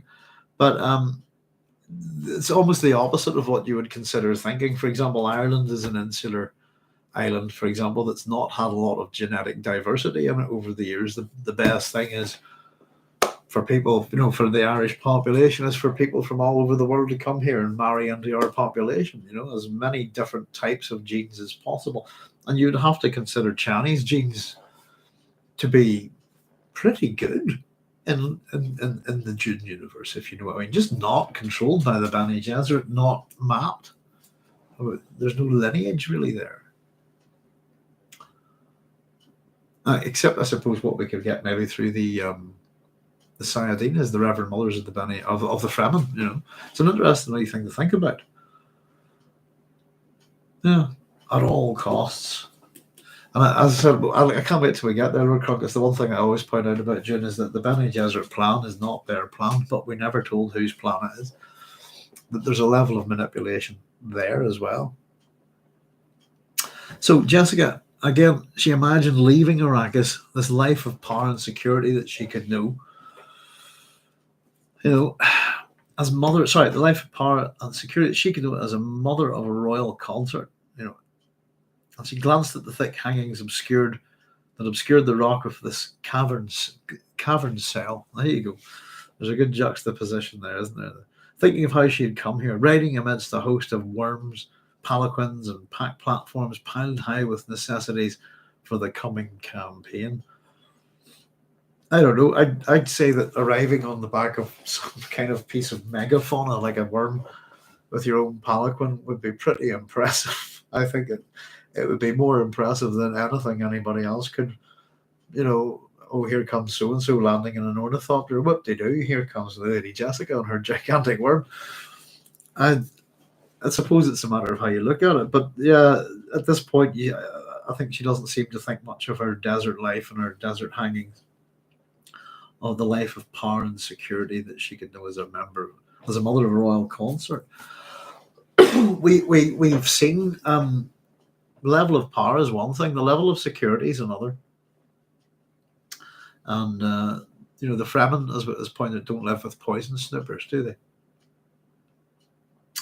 The life in the Imperial Court isn't as safe, I think, as she might imagine. Jessica's thoughts here are: as long as Chani lives, Paul will not see his duty. She has given him a son, and that's enough.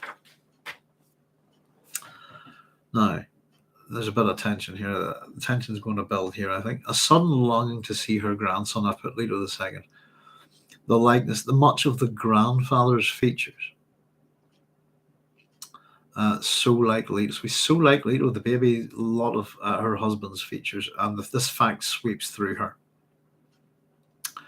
And she placed her palms against her cheek and began ritual breathing, stilled emotion that clarified the mind. She bent forward from the race in devotional exercise, prepared the body for the mind's demands.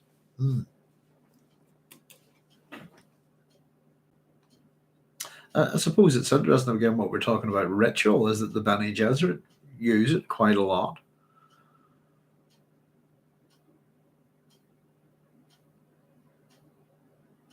Devotional exercise prepared the body for the mind's demands. So here we get a little bit of criticism, I suppose. Is it Paul's choice of the Cave of Birds, for example, the command post, could not be questioned. Hang on a second.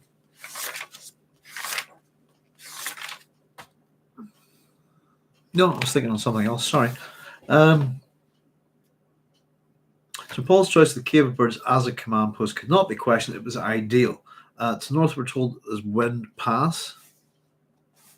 North lay Wind Pass, opening onto a protected village in a cliff-walled sink. It was a key village, home of artisans and technicians, maintenance centre for an entire Harkonnen defensive sector. And we're told a cough sounded outside the chamber hangings, and Jessica straightened, took a deep breath, and exhaled slowly. And of course, here we go, this shift in action. And it seems maybe things a bit anticlimactic, but this kicks off. Draperies are flung aside, and then Paz Gurney Hag, he bounds into the room. And often how people described how they walk into a room is often quite important, but indicative of something, I suppose. Jessica's only time to see a glimpse of his face with its odd grimace. He was behind her, lifted her to her feet with one brawny arm under her chin. Gurney, you fool, what are you doing? Then she felt the touch of a knife tip against her back, and she knew in that instant Gurney meant to kill her. Why, her thoughts? She could think of no reason. He wasn't the kind to turn traitor, but she felt certain of his intention. And his intention here is, I'm going to kill you. And Jessica, knowing his intention, we're told her mind churned. He was no man to overcome easily. He's a killer, wary of the voice. She's going through all the different traits of Gurney here. He's wary of every combat stratagem, wary of every trick of death and violence. Here, we're told, was an instrument that she helped train with subtle hints and suggestions. I think interesting the way that Gurney is referred to by her, as an instrument.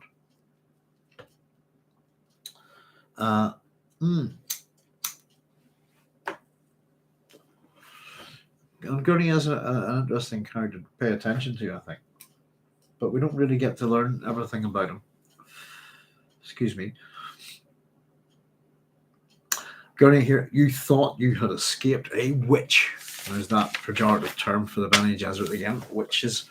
Before she could do anything, the curtains open and in comes Paul. So, bit of a situation here, and our tension is going to go up here a fair bit. I think, yeah, as I said, it's almost like a little bait and switch here with the Stilgar and all the angry young men. Could have almost expected a confrontation there, but it didn't happen. It was dealt with in a political, using speech and manipulation of emotions, etc. But this is something, this has gone wrong, and this is something that Paul's not foreseen, which opens up some questions for us, I suppose. Here he is, he broke off, taking in the tensions of the scene. You will stand where you are, my lord. What? Paul shook his head. Jessica started to speak, but felt the arm tighten. And I've just quickly written down here how much of this is Thufir Howit's fault. I just thought I'd go there again one more time. I'm pretty certain at this point that Thufir and Gurney are in contact. And this is the old Harkonnen manipulation that's still, as I said, it's still being played through Gurney. And I think, through Thufir, and Gurney's running with this as well. The idea that Jessica is the traitor. And this is this little fire and forget sort of plan that the Harkonnens had that seems to continue to do damage to the Atreides. And it was almost really an incidental plan. If it didn't work, what the heck? But if it did, well, hey, So Gurney's instructions here, he's being very precise and businesslike. You will speak only when I permit it, which I want only one thing from you, for your son to hear it, and I am prepared to send this knife into your heart by reflex at the first sign of a counter against me. Your voice will remain in a monotone. Certain muscles you will not tense or move. You will act with the most extreme caution to gain yourself a few more seconds of life, and I assure you, these are all you have. Paul steps forward. Gurney man, what is cut off again? Stop right where you are. One more step, and she's dead. Paul's hand to his knife hilt, and we're told he spoke in a deadly quiet. You had best explain yourself, Gurney. And here comes Gurney's explanation. I swore an oath to slay the betrayer of your father. Do you think I can forget the man who rescued me from a Harkonnen slave pit, gave me freedom, life, and honor, and gave friendship, a thing I prized above all else? I have his betrayer under my knife. No one can stop me from... And he's cut off here. You couldn't be more wrong, Gurney. And Jessica's thoughts here. So that's it. What irony. And of course, Gurney, wrong am I? Let us hear it from the woman herself. And let her remember that I have bribed and spied and cheated to confirm this charge. I have even pushed Samuta on a Harkonnen guard captain to get part of the story. That little bit there, Thufir's within the Harkonnen sphere of influence. I'm pretty sure there's been communications between him and Gurney at this point. But here we've got, that pretty much sounds like Gurney's been bribing Nefid, who's the Samuta addicted Harkonnen guard captain. It doesn't name him there, but the fact that he's pushed Samuta onto a Harkonnen guard captain to get part of the story, that sounds like Nefid, doesn't it? Jessica, we're told, felt an arm in her throat ease slightly, but before she could speak, Paul says, the betrayer was Yui. I tell you this once, Gurney, the evidence is complete, cannot be controverted. It was Yui. I do not care how you come about your suspicion, for it can be nothing else. But if you harm my mother... Paul lifted his crysknife from the scabbard, held the blade in front of him. I'll have your blood. Gurney, Yui was a conditioned medic, fit for a royal house. He could not turn traitor. There's that absolute with the medical, the Sook conditioning that everyone still believes is the case. I know a way to remove that conditioning, says Paul. Gurney, evidence, he insisted. The evidence is not here. It's in Tavar Siege, far to the south. But if, and he's cut off, this is a trick, snarled, and his arm tightened on Jessica's throat. No trick, Gurney. Paul's voice carried a note of terrible sadness. The sound tore at Jessica's heart. I saw the message captured from the Harkonnen agent, says Gurney. The note pointed directly at, and he's cut off. I saw it too. My father showed it to me the night he explained why it had to be a Harkonnen trick aimed at making him suspect the woman he loved. Yeah, says Gurney. You've not cut off. Be quiet, says Paul. So the monotone stillness of his words carried more command than Jessica had ever heard in another voice. Bit of hyperbole here. Alliterative and consonants here is quite effective. I've written, excuse me, but Jessica's thoughts here reveals something that he has the great control. And I've written, wow, what's this? Has Paul leveled up here with the voice? Another ability beyond. It's something clearly that the Bene Gesserit know about, but it seems a particular thing that not everyone has. It's a certain thing. And we're seeing Paul exhibit the great control here of voice. Another example of how he's better and beyond in pretty much every way. He's our ultimate hero, isn't he? So Gurney's arm trembled against her neck, which told the point of the knife at her back moved with uncertainty. So we get Paul's speech here, I suppose. What you've not done is heard my mother sobbing in the night over her lost duke. You have not seen her eyes stab flame when she speaks of killing Harkonnens. Jessica's thoughts here. So he listened, and tears blinded her eyes. Her son has heard her crying in the night. I put down here Atreides propaganda. Here we go. What you have not done is remembered the lessons you learned in a Harkonnen slave pit. You speak of pride in my father's friendship. Didn't you learn the difference between Harkonnen and Atreides so that you could smell a Harkonnen trick by the stink they left on it? Didn't you learn that Atreides' loyalty is bought with love, while the Harkonnen coin is hate? Couldn't you see through it to the very nature of this betrayal? It's almost blaming him, isn't it? You should have seen this. You should have known it for what it was. Didn't you learn the difference between Harkonnen and Atreides? And of course, Gurney says, but Yui, the evidence we have is Yui's own message to us, admitting his treachery. I swear this to you by the love I hold for you, a love I will still hold even after I leave you dead on this floor. And Jessica, hearing her son, we're told, marveled at the awareness in him, penetrating insight of his intelligence. My father had an instinct for his friends. He gave his love sparingly, but with never an error. His weakness lay in misunderstanding hatred. He thought anyone who hated Harkonnens could not betray him. Glanced at his mother. She knows this. I've given her my father's message that he never distrusted her. Before we go on. Right, if we pick this apart, this is propaganda, and it's clear that probably some of the Atreides lieutenants buy into this.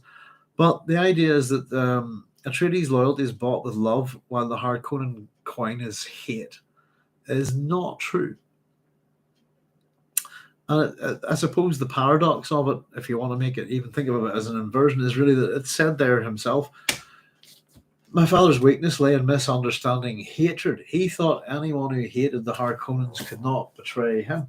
But he recruits people based on their hatred of the Harkonnens. He hates them. Hatred is what drives him. Hatred is what makes him irrational and not think. And I suppose that the idea is that I can love a bunch of people who hate the enemy of my enemies, my friend, this kind of thing. But people who are fully versed in hatred are not good people to have around. I think. And it is not the case. Of course, we do know that as we go, we've looked at this enough that the Atreides and Harkonnen are two sides of the same coin, pretty much. Not necessarily with Paul, etc., but well, very much so in many ways. But particularly Leto and the Baron. Leto and the Baron are not much different at all. I'd argue the main differences in the Baron and Leto are their sexual appetites and their body size, and that's about it, I think.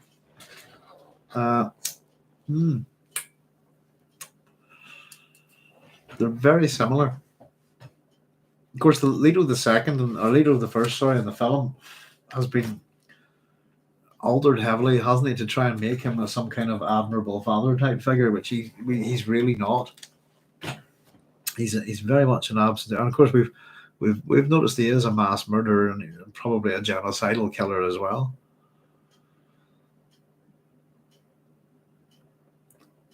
So Jessica felt herself losing control, bit her lower lip, seeing still formality of Paul, realized what these words were costing him. She wanted to run to him, cradle his head against her breast, as she had never done. But the arm against her throat ceased trembling. The knife point at her back was pressed still and sharp. I put that's a little bit Oedipal question mark, wondering about that. But, and I've written this is important, Paul says, one of the most terrible moments in a boy's life is when he discovers his father and mother are human beings who share a love he can never quite taste. It's a loss, an awakening to the fact that the world is there and here, and we are in it alone. The moment carries its own truth. You can't evade it. I heard my father when he spoke of my mother. She's not the betrayer, Gurney. Jessica speaks at this point. Gurney, release me. Pardon me. No special command in her words. No trick to play on his weaknesses. But we're told Gurney's hand fell away, and we've got a gentle tone here now, and that she crossed to Paul, stood in front of him, not touching him. So as much as that's kind of interesting now that she's this, felt herself losing control. This is Jessica losing control, biting her lip. Strong desire to run to her son and cradle his head against her breast as she had never done. But she doesn't. She goes and stands next to him. And they're still working the Atreides here, I think. And as much as Jessica's sentiment earlier that we mustn't lose Stilgar, I think is not said out loud here, but you're seeing the same sentiment in relation to Gurney being acted upon by Jessica and Paul in result of this near assassination attempt. So Jessica says, Paul, there are other, and I think this is quite important here. Paul, there are other awakenings in this universe. I suddenly see how I've used you and twisted you and manipulated you to set you on a course of my choosing. A course I had to choose, if that's any excuse, because of my own training. She swallowed past the lump in her throat and looked up into her son's eyes. Paul, I want you to do something for me. Choose the course of happiness. Your desert woman. Marry her if that's your wish. Defy everyone and everything to do this, but choose your own course. And she's not cut off here. She breaks off herself here. The low sound of muttering behind her. And of course, this is going to be Gurney. But that in particular, before we go to Gurney here, Jessica's little speech here is, it's correct. She has twisted him, manipulated him, set him on a course of her choosing, used him. And ultimately, remember that, that this is the, can I bear the universe's super being? There's a wee bit, at the very least, a touch of arrogance to it. If that's a strong enough word. Strong enough word. That nearly sounded like strong enough there, didn't it? So an admission that she's been manipulating Paul. Paul is well aware of this, I think, but a decision to just do something for me. It's quite likely that Paul might have done it for himself, but that's the way she's phrasing it. Choose the course of happiness. Go be happy. You marry her. Marry your desert woman if that's your wish. Defy everyone and everything to do this, but choose your own course. So to hell with the universe. Marry your bride and be happy. Of course, Paul has seen that other things as well, and his perspective is not the same as his mother's here. But the admission of it, I suppose, having maybe just faced her death, the desire to be honest with Paul is probably at the fore here, I think. Rather than to be political or manipulative or this kind of thing, do what makes you happy. My mum said something similar to me once. For a wee while, for a good while, I worked as a musician for a long time. And asked my mum, did she mind if I was a musician, even though she said not at all.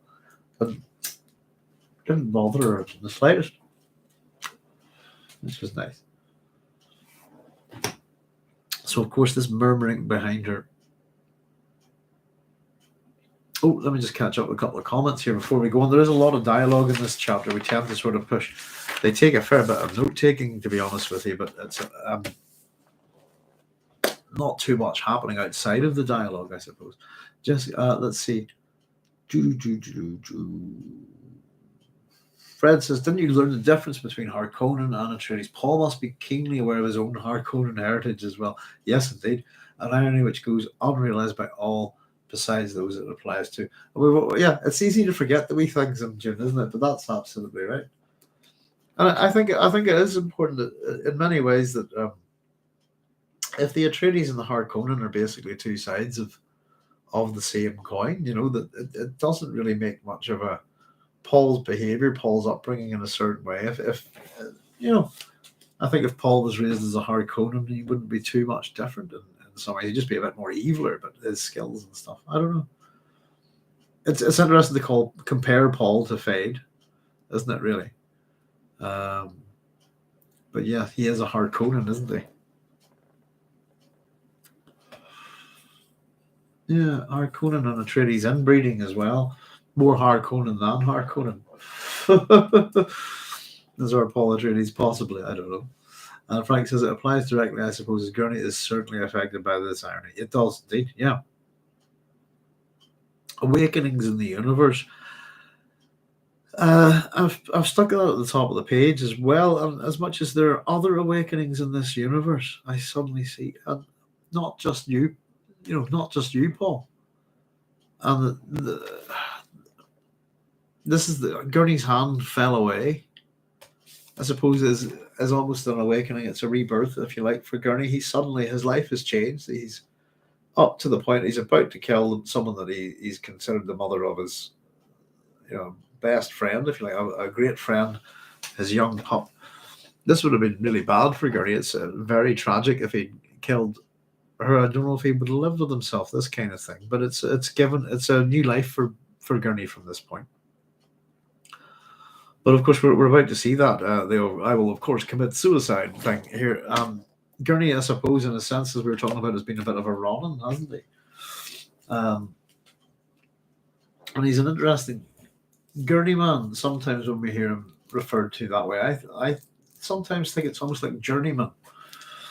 In some senses, we've looked at the etymology of the name Gurney Halleck a long time ago. Sometimes things are, but we're going to see how this basically they should, in a sense, they could lose this man here. Pardon me. Again, a bit like the thoughts towards Stilgar, we must not. This is we're not seeing it in voice, but both Jessica and Paul start acting here, and it's despair Gurney, really, isn't it? Been much threatening and male posturing and posturing of violence from violent people. So Jessica's thoughts are Gurney. This muttering that's behind her is taking her out of her thoughts. She saw Paul's eyes beyond her and turned. Gurney, in the same spot, had sheathed his knife, pulled away a robe from his breast to expose slick grey of stillsuit. type smugglers traded for amongst the siege warrants. Gurney, put your knife right here in my breast, he muttered. I say, kill me and have done with it. I've besmirched my name. I've betrayed my own duke, the finest. Gurney really does buy into the myth of Leto the First, I think, doesn't he? He really does buy it. And he probably has personal reasons for it, I suppose, which we're unaware of. Paul said, be still. And Gurney stared at him. Close that robe and stop acting like a fool. I've had enough foolishness for one day. And I think that speech from Paul is very reminiscent of his father. We are getting Leto's names being popped up here. Jessica reminiscing of this, thinking about Leto the First looking, or Leto the Second looking like Leto the First. But this little phrase here, it reminds us of when Leto tells Thufir to wise up. I'm not taking you. Just don't be foolish. I've got work to do. This kind of thing. It's that kind of snap them out of it. Kill me, I say, raged Gurney. And of course, Paul said, you know me better than that. How many kinds of idiot do you think I am? Must I go through this with every man I need? He needs Gurney. And again, it's reminiscent of the speech he's just gone through. He's almost repeating himself here with all the young Fremen. Master. And it's kind of funny. It's the sort of sentence. It is funny that he's actually saying the same thing again here. I just find it here.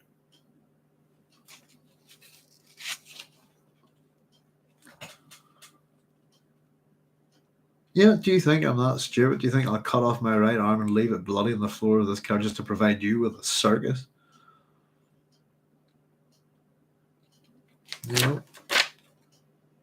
It was the bit of, must I see if I can find it? Must I have to kill everyone? All of you guys, leaders. It's very reminiscent of that.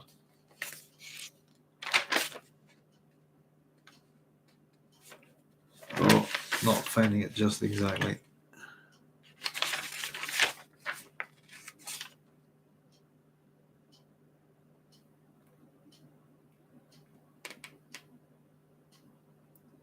Yeah, must I prove it by leaving every Fremen tribe in the earth with it? It really rings just more of the same for Paul, doesn't it? Have I got to kill everybody?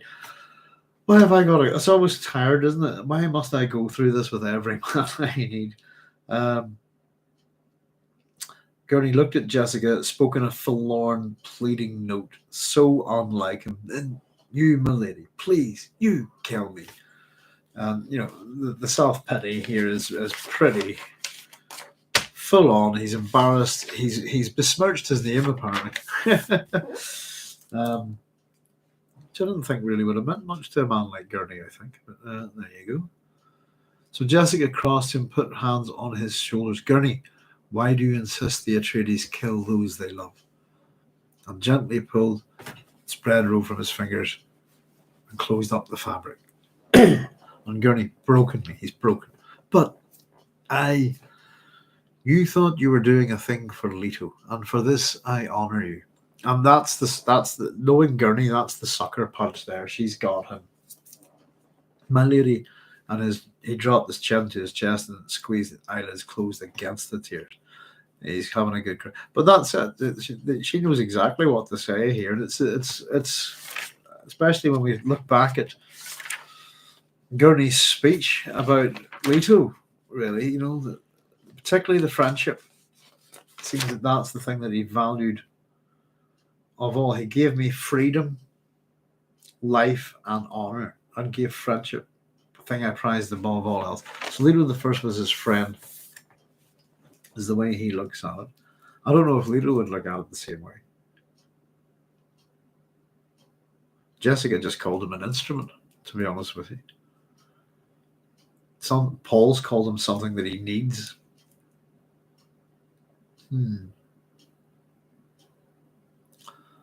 Let us think of this as a misunderstanding among old friends, says Jessica. And again, our tone in the book's completely changed again here, hasn't it? Paul heard the soothers, the adjusting tones in her voice. It's over, and we can be thankful that we'll never again have that sort of misunderstanding between us. And that's actually the truth about this, is that regardless of what's happened, I suppose the lie of the secret is finally out for all of the characters, so it cannot do any more harm here. And so what Jessica says is absolutely correct. They can be thankful that they're never going to get sort of this Harkonnen stratagem isn't going to do them any more harm, because it's done them a fair bit, to be honest with you. Gurney opened bright eyes with moisture, looking down at her. The Gurney Halleck I knew was a man adept with both blade and balisette. It was the man of the balisette I most admired. Doesn't that Gurney Halleck remember how I used to enjoy listening by the hour while he played for me? Do you still have a balisette, Gurney? And of course, again, a bit of a minute. I've written, we've got music coming from Gurney. Gurney says, I have a new one. So change the subject here, shift over. This is the Gurney I'm looking for. Distracting him, trying to get him out of his self-misery. I have a new one, brought from Chusak, a sweet instrument, plays like a genuine Verata, though there's no signature on it. I think myself it was made by a student of Verata's who, and he broke off. What can I say to you, my lady? Here we prattle about. And of course, not prattle, Gurney, says Paul. And he crossed the stand beside his mother, eye to eye with Gurney. Not prattle, but a thing that brings happiness between friends. I'd take it as a kindness if you play for her now. Battle planning can wait a little while. We'll not be going into the fight till tomorrow at any rate. And Gurney says, I'll get my balisette. It's in the passage. And off he goes to get it through the hangings. A wee bit of notes here. We've had a planet. We like to point out the planets. I haven't got everything that I'd like on it, but maybe I'll have a look at it a bit further. But we have the planet of Chusak, which is the fourth planet of Theta Shalish. The Shalish is that.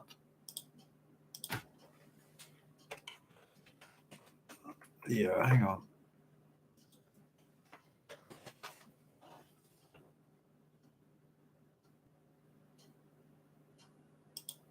Very similar. Is it the quinault? There's somebody's written a Dune paper recently on the quinaults. Quinault are a group of Native American people from Western Washington in the United States. This is the Ho. Is it the Ho? I'm thinking on an Indian Henry, as he's known. Yeah, the Salish. Let's see. The mixture of members with ethnic ties to the modern Quinault tribes is made up of the Quinault, Ho, Chehalis, Chinook, Cowlitz, Queets, and Quillette peoples. Linguistically, these groups belong to the three language families Chimakuan, which is Quillette, Ho, Chinookan, which is the Chinook groups, and Salishan, which is the Chalice, Cowlitz, Queets, and Quinault. So I just note that their Thetis Shalish is very similar to the Salish.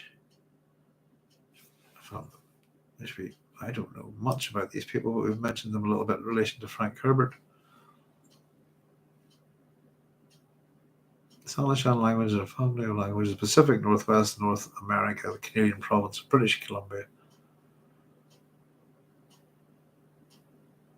and in the American states of Washington, Oregon, Idaho, and Montana. The terms Salish and Salishan are used interchangeably by linguists and anthropologists studying Salishan. There we go. Just that, that. So there's an entry in the. We've had a little bit of a mention of about Gurney's balisette there. It's bought from a planet called Chusuk. And we're told it plays like a genuine Verata, though he reckons it's a student of Verata. So a little bit of world building there, and a little bit of detail that gives us a nice little bit of verisimilitude to the Dune universe. We have a look at the terminology of the Imperium. At the back of the book. Let's see. Chusuk. I think the planets are quite interesting in Dune. Pardon me. Let's see. Chusuk is the fourth planet, we're told, of Thetis Shalish, so-called music planet, noted for the quality of its musical instruments. And it says we have a reference to Verata, who, of course, was mentioned there. Verata, we're told, is a famed maker of balisettes and was a native of Chusuk. There we go. Nice little bit of flashing out of the world for Frank there. Not prattle, Gurney, not prattle, but a thing that brings happiness between friends. I'd take it as a kindness if you play for her now. Battle planning can wait a little while. We'll not be going into the fight till tomorrow at any rate. And off Gurney goes to get his balance set. He stepped around him through the hangings. Paul puts a hand on his mother's arm and she's trembling. And I don't know whether you think of it as a little bit anticlimactic, but the actions are moving in strange ways at this part of the book. Of course, we're going to get on to Paul taking the water of life in the next chapter. But a little bit anticlimactic, but it brings together it brings together the threads of that particular plot, if you like. Where I suppose the only person really still believing that at the minute would be Thufir Hawat. But Jessica is not the traitor, and it brings Gurney back into the fold really just in time for the kind of, I suppose, the final battle, if you like. Gurney's a bit of a Lancelot character in some ways, isn't he? I think here.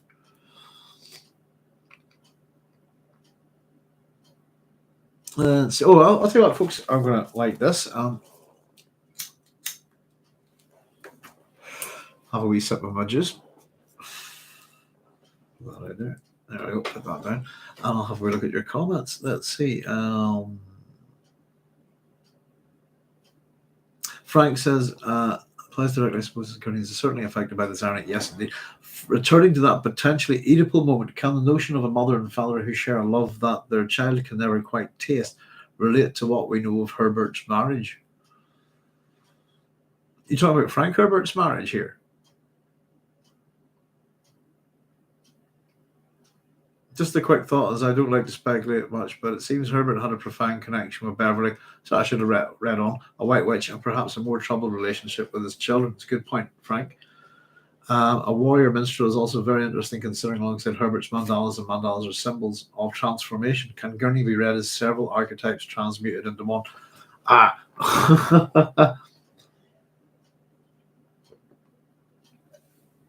The thing about the archetypes is that multiple characters do take on different aspects of different archetypes. So absolutely is what I wouldn't see a problem with that, Frank. I'm just going to back up a wee bit. Potentially, the notion of mother and father can share love that their child can never quite taste relate to what we know of Herbert's marriage. Well, if you're into the whole Oedipus thing, Freudian psychology, I suppose it can relate to any marriage. I personally think it's a load of hooey myself. I consider that a lot of the ideas of mythology that both Freud and Jung have are not built on solid ground. And it's the same problem with mythographers like Joseph Campbell, for example. So let me see. Just a quick thought, I don't like to speculate much, but it seems Herbert had a profound connection to Beverly, which and perhaps a much more troubled relationship with his children. Right.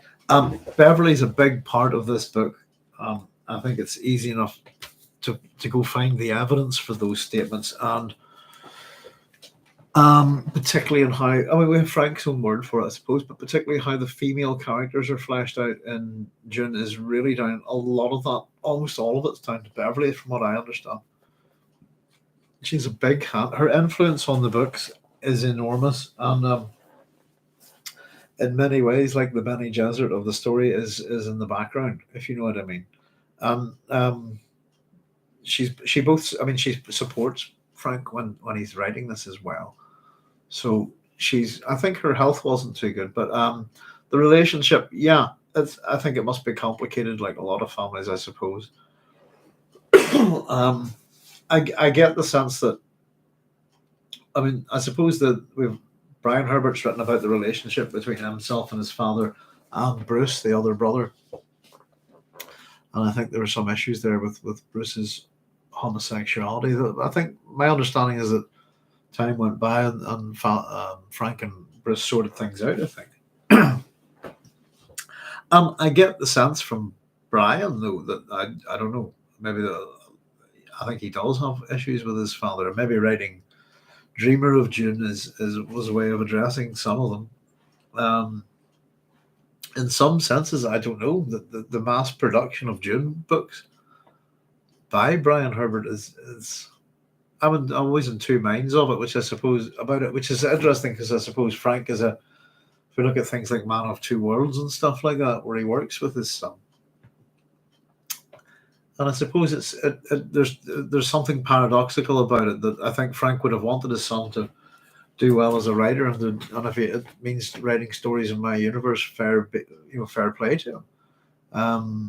And I hope he makes plenty of money. And there's part of Frank, I think, was a capitalist like that. But at the same time, how his son goes about writing his books and the quality of those books is kind of in direct opposition to what Frank's declared intent in terms of writing good literature with Dune. Kind of stands. They don't sit well, I think, unfortunately. But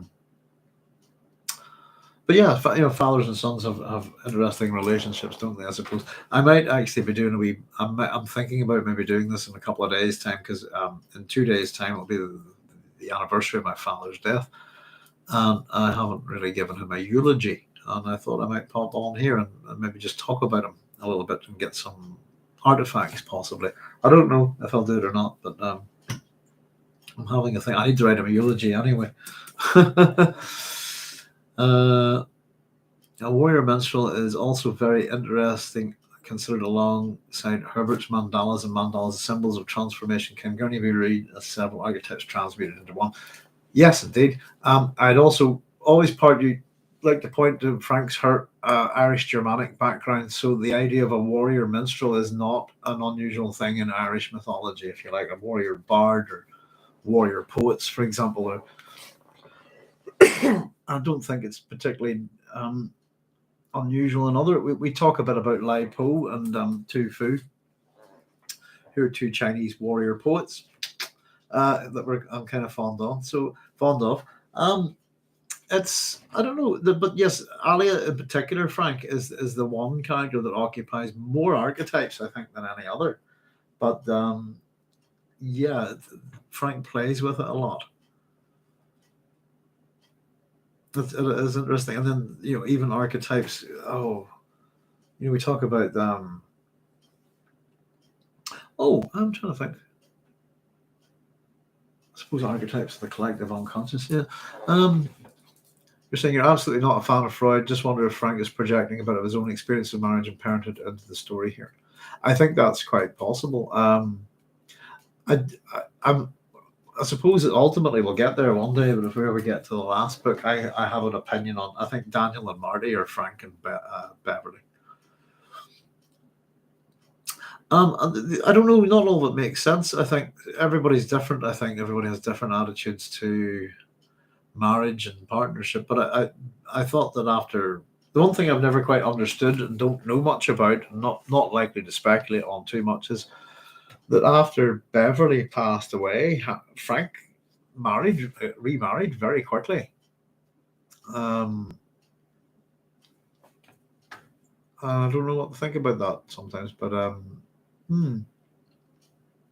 Frank Renson, absolutely not a fan of Frank's book. Yeah, who knows? I suppose there's a lot of stuff in this.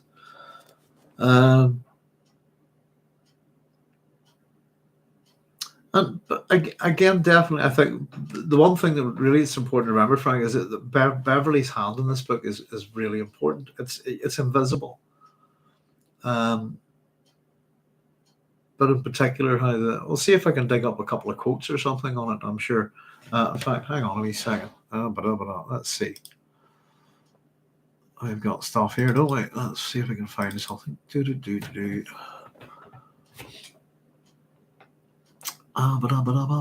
Let's see.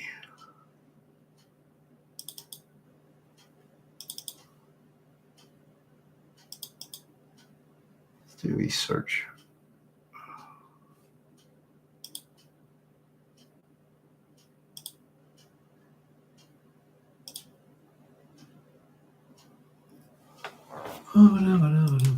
There we go. Let's see.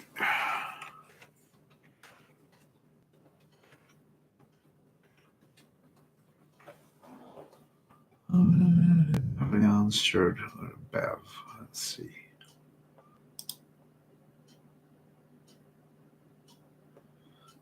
Uh, 1984, his wife Beverly died. He'd been married for 38 years, died after a long battle with cancer.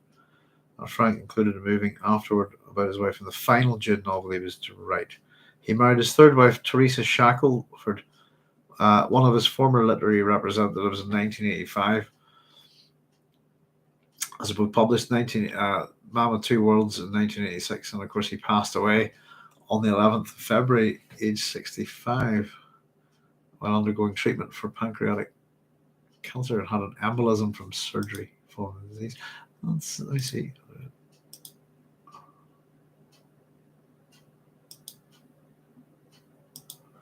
Yeah. Have we nosy, see if we can find a good quote about Beverly at some point. But yeah, she is definitely a major influence on Dune, I think. But particularly with the female characters. And as I said, I have a strong opinion that Daniel and Marty are Frank and Bev. I suppose we'll have a good chat about that whenever we get to it. It's been a long time since I've looked over at that. But it may be a little bit anticlimactic here, but it's building up to an interest, a bit of here we go, almost a cliffhanger conclusion. So Paul says, "It's over, Mother." And Jessica, without turning her head, looked up at him from the corner of her eyes. "Over? Of course, Gurney. Oh, yes, lowers her. She's a bit dazed, isn't she? She's probably a bit in shock almost. It's funny that don't always expect Jessica to sort of react in certain ways, more human ways, maybe, I think. The hangings rustled and Gurney returned with his balisette and began tuning it, avoided their eyes. The hangings on the wall dulled the echoes, making the instrument sound small and intimate. Paul led his mother to a cushion, seated her there, and he came back to the thick draperies of the wall. They're back, to the thick draperies of the wall. Draperies and hangings. He suddenly struck with how old she seemed to him. Beginnings of the desert-dried lines in her face stretching at the corner of her blue-veiled eyes. And Paul's thoughts here, she's tired. We must find some way to ease her burdens. Sympathy for his mother. She's weary. And, I suppose if you think about all the tension that the Atreides are going through, even before they've left Caladan, it's never ending for this woman, I suppose, since they've landed on this planet, But it shows sympathy for his mother. And maybe, her own words to Paul there about do your thing, son, I love, seek happiness as possible. It softens Paul a bit towards his mother. I have things that need my attention. Wait here for me. So Gurney nodded. His mind seemed far away, as though he dwelled for this moment beneath open skies of Caladan, with cloud fleece on the horizon, promising rain. Again, these pictures of Caladan to sort of evoking Jessica's sadness or homesickness. Gurney represents Caladan. And again, is sort of, as though he dwelled for this moment beneath the open skies of Caladan, with cloud fleece on the horizon, promising rain. Interesting, these sort of similes and metaphors that we get on the desert planet from these Atreides people, if you like. This be simile, as though he dwelled for this moment beneath open skies of Caladan, cloud fleece on the horizon, promising rain. It's like a little cloud of thunder, non-happiness over Gurney's head at this moment. It's kind of like a thing from a cartoon almost. Paul forced himself to turn away and exits through the heavy hangings over the side passage. He heard Gurney take up a tune behind him, paused outside the room to listen to the muted music. I've got Gurney's song, Read This, so I better grab the book here. I've written appropriate ? Next to it. We'll have a chat about that in a wee second, see what you think. Okay, here's the song. I just write the first line and last line down of each verse in my notes. Excuse me. Orchards and vineyards and full-breasted horse and a cup overflowing before me. Why do I babble of battles and mountains reduced to dust? Why do I feel these tears? Heavens stand open and scatter their riches. My hands need but gather their wealth. Why do I think of an ambush and poison in molten cup? Why do I feel my years? Love's arms beckon, with their naked delights and Eden's promise of ecstasies? Why do I remember the scars, dream of old transgressions, and why do I sleep with fears? So that's the song. I wrote appropriate orchards and vineyards and full-breasted horse. So this is play that song. Kind of play that song that my mum likes, basically, and it's an interesting content, I suppose. Cup overflowing before me. The good things in life. Why do I talk of battles and mountains reduced to dust? Why, when the good things are in life, why am I talking about the rubbish? If the bad heavens stand open, scatter the riches, my hands need but gather the wealth. But I think of ambush, poison, and feeding my ears. Love's arms beckon with their naked delights and Eden's promise of ecstasy. Naked lover in heaven and ecstasy, but I think of the scars and old transgressions. Why do I sleep with fears? So, I suppose it's not all about full-breasted Horus. But I thought, is this an appropriate song, really? But it is, actually. And in a funny way, I suppose, but a little comment that we've made in a minute or two about it. Meanwhile, we're told a robed Fairy King courier appeared from a corner in the passage ahead of Paul, hood thrown back, the fastenings of stealth suit hanging loose about his neck. That was proof that he'd come from the open desert just now. Paul, we're told, motions for him to stop, moves down the passage to the courier. The man bows, hands clasped in front, the way he might greet a reverend mother or a Sayadina of the rites, we're told. So the courier says, Muad'Dib, leaders are beginning to arrive for the council. Paul, so soon? Courier, these are the ones Stilgar sent for earlier when it was thought, I see, says Paul. And he glanced back to the faint sound of the balisette, thinking of the old song his mother favoured. That was the that was the bit. So this is a song that Gurney is playing, and it's one that Jessica actually quite likes. So there you go. So I didn't scribble that down, and I wrote appropriate way back at that point. And then we have that little comment there from Paul. A little thought. Stilgar will come here soon with others. Show them where my mother waits. And the curse says, I will wait here, Muad'Dib. Yes, do that.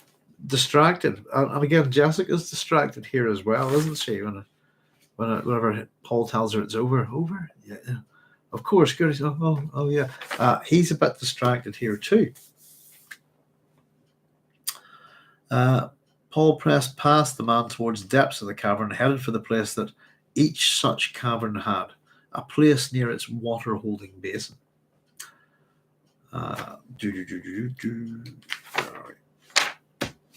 Okay. I'm going to take a very quick pause, folks, and just run to the loot, and we'll just finish this off because we're right at the end of the chapter. So excuse me 1 wee second. I just run.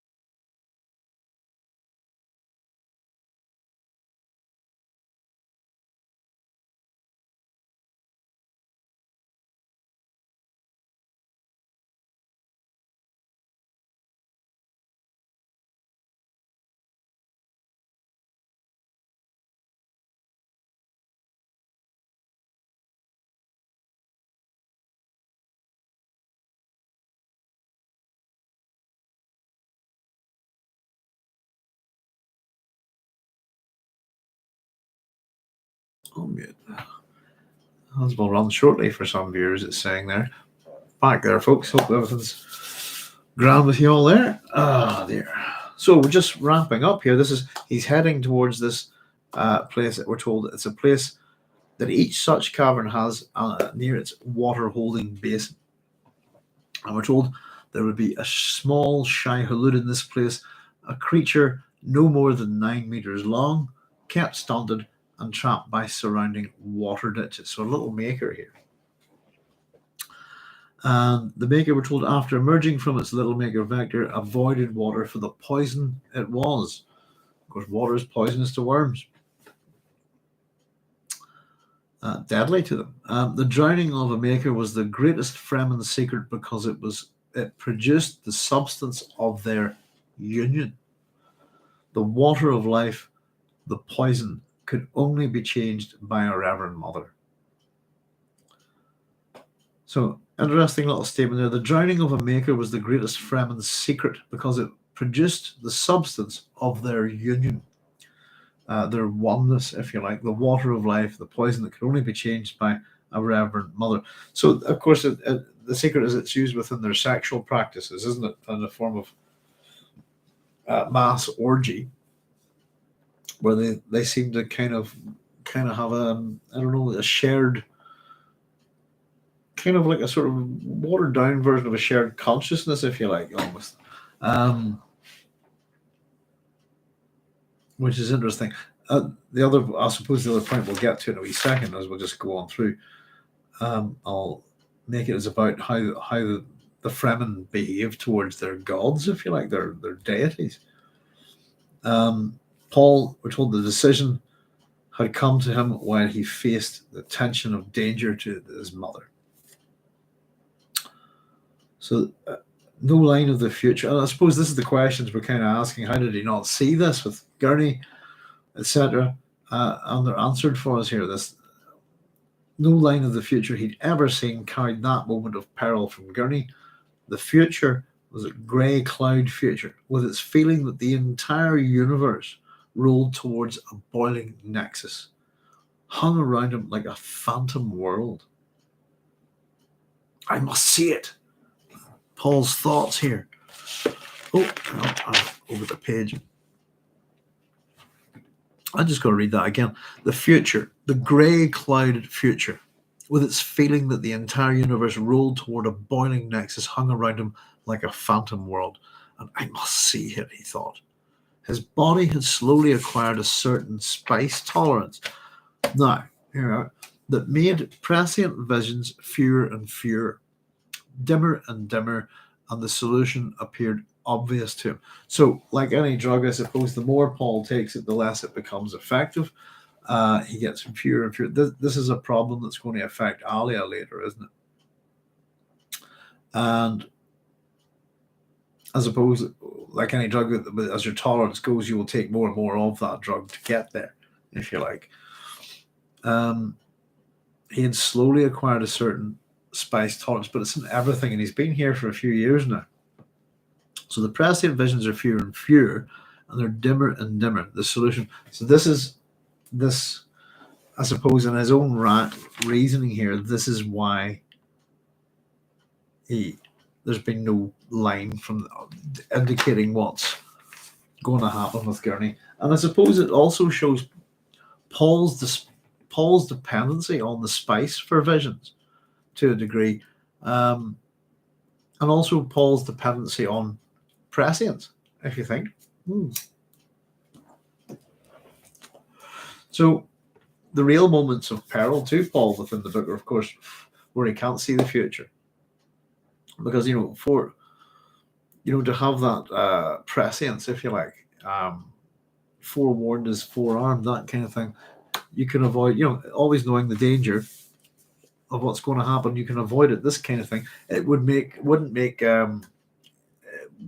any sense of danger realistic to Paul. Does that make sense? And here we get his final statement here for this chapter. I will drown the maker. We will see now whether I'm the exquisite satiric who can survive the test that the Reverend Mothers have survived. And there we go. That's in his own thoughts, his almost little soliloquy there. I will drown the maker, and we will see now whether I am the exquisite satiric who can survive the test that the Reverend Mothers have survived. So it's time to put my money where the mouth is, really, isn't it? That kind of thing.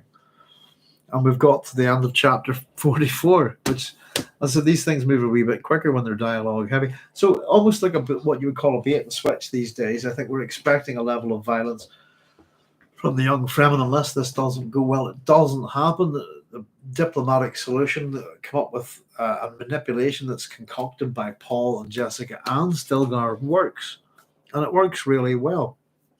Almost a bit anticlimactic, and of course, then we get the actions of Gurney in sharp contrast to everything, and I suppose how Gurney's managed there at the end. You know, the Atreides successfully bring him back into the fold, manipulate him a little bit, and say the right things, get him to plan, and very much to fit into almost his old role with the Atreides that he would play for Jessica. You know, has played for Jessica historically here, I suppose. I think maybe in some ways it gives her those memories of Caladan when he's playing his son. But I suppose that the divided forces of Paul and his lieutenant, Gurney's back in the fold here, and he's got Stilgar. So his lieutenants, Stilgar's been almost knighted here in this chapter. Now we're talking about ritual, etc. The thing I just pointed out here is I wrote it out is that the Fremen worship Shai Hulud and therefore worship the idea of a dualistic god or devil. The character type, if you like, chthonic deity. The Fremen ride Shai Hulud, therefore they ride their god stroke devil. The Fremen imprison Shai Hulud, which means they imprison their god or devil character, if you like, Shai Hulud, Shaitan. And they also murder their god here, Shai Hulud. They kill their god, in the sense that if they worship Shai Hulud as both Shai Hulud and Shaitan, the worm, they worship it, they ride it, they imprison it, and they murder it. Which is an interesting thing, you know, I think. There we go. So that's us through chapter 44, folks. Has anybody got any wee comments or questions or any wee suggestions or anything that I may have missed? Fire away. These chapters do take a wee while for me to get the notes down, and I tend to write all the dialogue out to make sure I read it properly. And it's at this point in the book, I suppose, we're not learning a lot of new things. We're kind of well invested in Fremen life, the language, the things that we meet. You know, there's a few words in here. We have Arazia in here, but not much. So not much new in terms of, you know, and even the setting is familiar to us here. But yeah, a lot happens in this, but pretty much we don't lose Stilgar. The main aspects of it is that we don't lose Stilgar, and that kind of plot of Paul possibly having to fight him, that just fizzles out, and we don't have to deal with it. It's a non-thing. It's but we get as I said, we kind of know it's coming, don't we? With Gurney and this attack against Jessica here. But it sort of sets things out. It comes and we're concluding up with some of these little threads that Frank works at in the story. Some of them he does bring neatly to conclusion, even though they interact with other themes and other little things within the story. But I think it's kind of a satisfying chapter in how they resolve the treachery, the traitor, if you like. And I suppose how Gurney behaved reasonably realistic, but I'm assuming that the voice is maybe used a little bit on Gurney, but it's all a bit embarrassing having nearly killed someone. Just go on, play as a song. No, it's nothing. No. You know, it's just, it's almost Python-esque, I think, in that sense.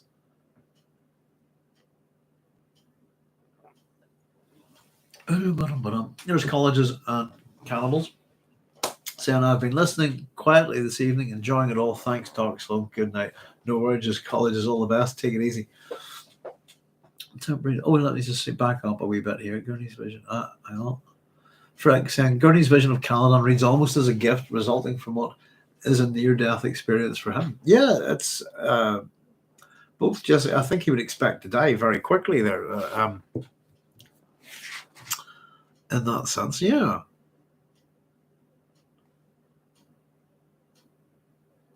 the little, it's almost like a little, yeah, that little description, almost like a little cloud over Gurney's head there. A temporary deliverance from ongoing conflict and prolonged strife. Yeah, we can plan a battle to later, can't we?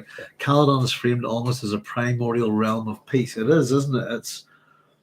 And it's a false view, isn't it? I think, as much as it seems, it's the light, the water world, and jungles and pundy sort of swamps and beaches and all of this kind of stuff.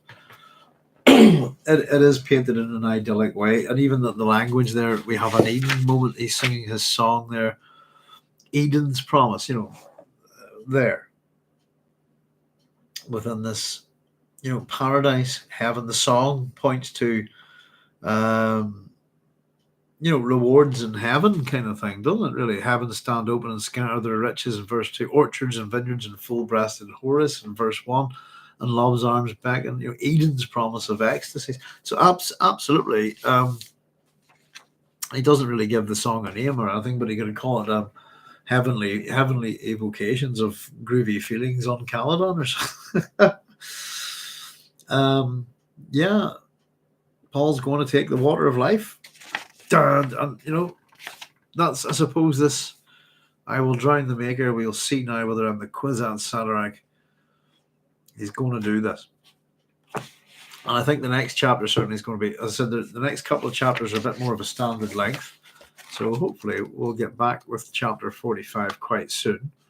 In fact, it's looking lovely and short compared to the things I've been doing lately. 11 pages, 12 pages, 10 and a half. Oh, thank goodness, I'm not sure what we're going to do when it comes to chapter 48 because it's enormous. But I most likely will try and hit it in one episode, I think, to be honest with you, But there we go, folks. So we're getting there. Chapter 44, 45, 46, 47, 48 to go. And I said we're not we're not saying we're not popping up every Thursday. We'd like to if we can, but simply put, things don't always go the way we want to here. So rather than announcing that we'll be up at this time, once the work's done and we're good to go, I'll put up I'm good to go, basically, and we'll get the episode up. We'll go live with the episode as soon as we can, Ryan says, I really enjoyed this chapter. I did too. I've enjoyed the writing in this one quite a lot, Ryan. I've pointed out a couple of times there just as we were chatting, there's nice little bits of alliteration and consonants and some nice similes and things. Frank's doing a nice bit of work here. I as a wordsmith, particularly with tone, and how he does like to play with his audience, doesn't he? But how he moves the tension around in that chapter, and it's almost anticlimactic, as it kind of should be, but it is. It's a tense chapter. He's building this up, and of course we're going to go. And we're going to have Paul taking the water of life, but we're not going to sort of see it in the temporal order again. There's a little bit of hindsight with Paul's orders about the ornithopters in this chapter. I think there's a lot of skill in how he's bringing his narrative to a head here. Sorry, I'm sitting tying my shoelace here for some reason. There we go. Sorry about that. But not every thread in Dune, not every little thing that Frank runs with is answered, and he deliberately leaves things out like that. And of course, who knows if he would have ever gotten I suppose he has I'm understanding he has a few pages of notes for the book 7 of Dune, but the question of which threads would he have tied up. And I always like to point out, I can't wait till we get to the appendices when we talk about one of the biggest ones. One of the biggest mysteries in Dune is in the first book, and it's never solved. And it's one of those, would it have been solved in book 7 of Dune if Frank Herbert had written it, and the other, or would he have let it just run because it's such a good mystery? And you don't want to give your readers everything, do you? If you're a writer, you want to save a little bit for later to tease them back, Big chapters, big changes, yes, indeed.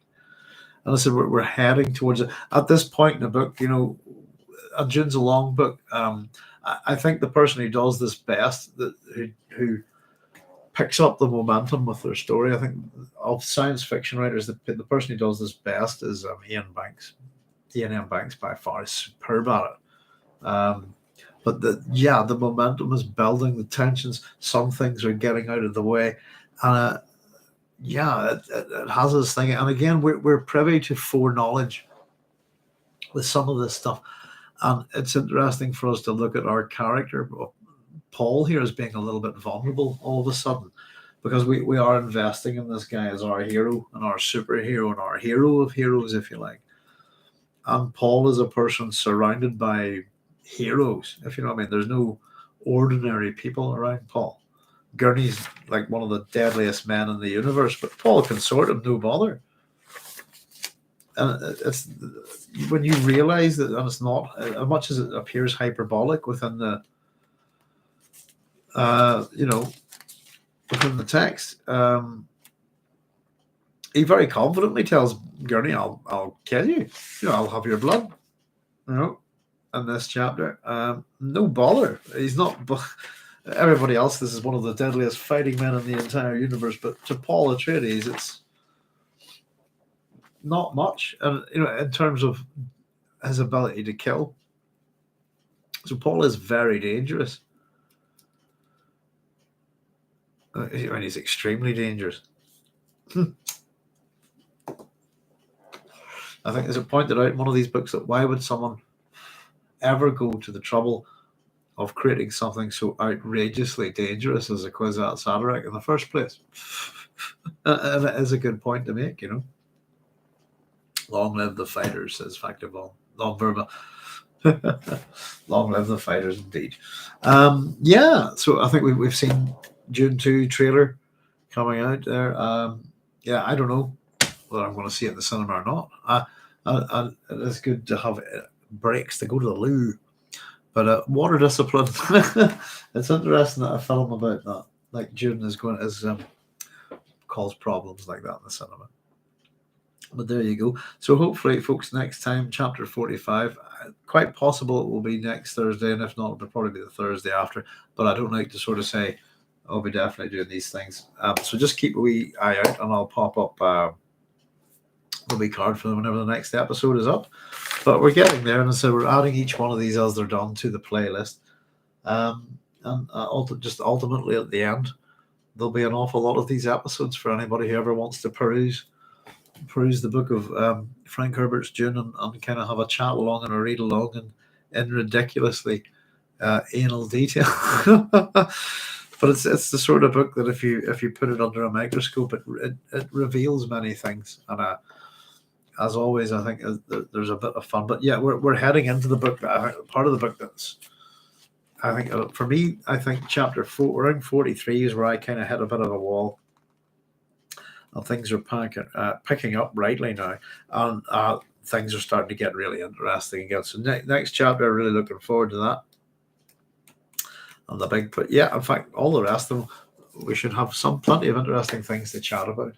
But anyway, folks, I've been at it for a while. So once again, I'd like to say thank you all very much for joining me. It's a pleasure as always. I love doing this. And it's good to get back into the swing of things. We're hoping to, once we get the Dune Book Club done, hopefully looking to make some more videos and get the station up and running a bit better. And who knows what we'll be doing. I've even got a couple more sci-fi poems, which I'll not read to you this time, but we were considering some. I think it's at the SF Science Fiction Writers Association of America, the SFWRA, is that what they're called? I think don't. I read something this week about on Twitter, something that they don't acknowledge science fiction poetry. There you go, shame on them. We do at this Doc Sloan Science Fiction Station. But we've written a couple of poems. I think we're having a bit of a chat about them in relation to, just for a bit of fun. With as we hopefully I will have this finished by the time I see you next, Death's End, and hopefully I'll be doing a wee bit. I'd like to do a good chat about Xi Shen Lu and some concepts like the Dark Forest and stuff like that. And so on. But I'm really looking forward to getting to the end of that book. And it's kind of it's a testimony to how good a book it is that I'm kind of wanting to put other things aside just to get through it, But anyway, listen, folks, I will head on. Thank you very much all for joining me as usual. If you couldn't make, I know some of you check in whenever we're not live. So hope you are all keeping well. And if Babs is listening out there, I hope you get better soon, Babs. Oh yeah, I very much said she'd maybe do this at the start of the next episode, but we wanted to say congratulations to Kathy, if she's watching, who graduated with her degree last week there. So very well done to her. Bojack saying, looking forward to it. Leaders, folk, take it easy, look after yourselves, have a good weekend, and be safe. All the very best. Bye bye.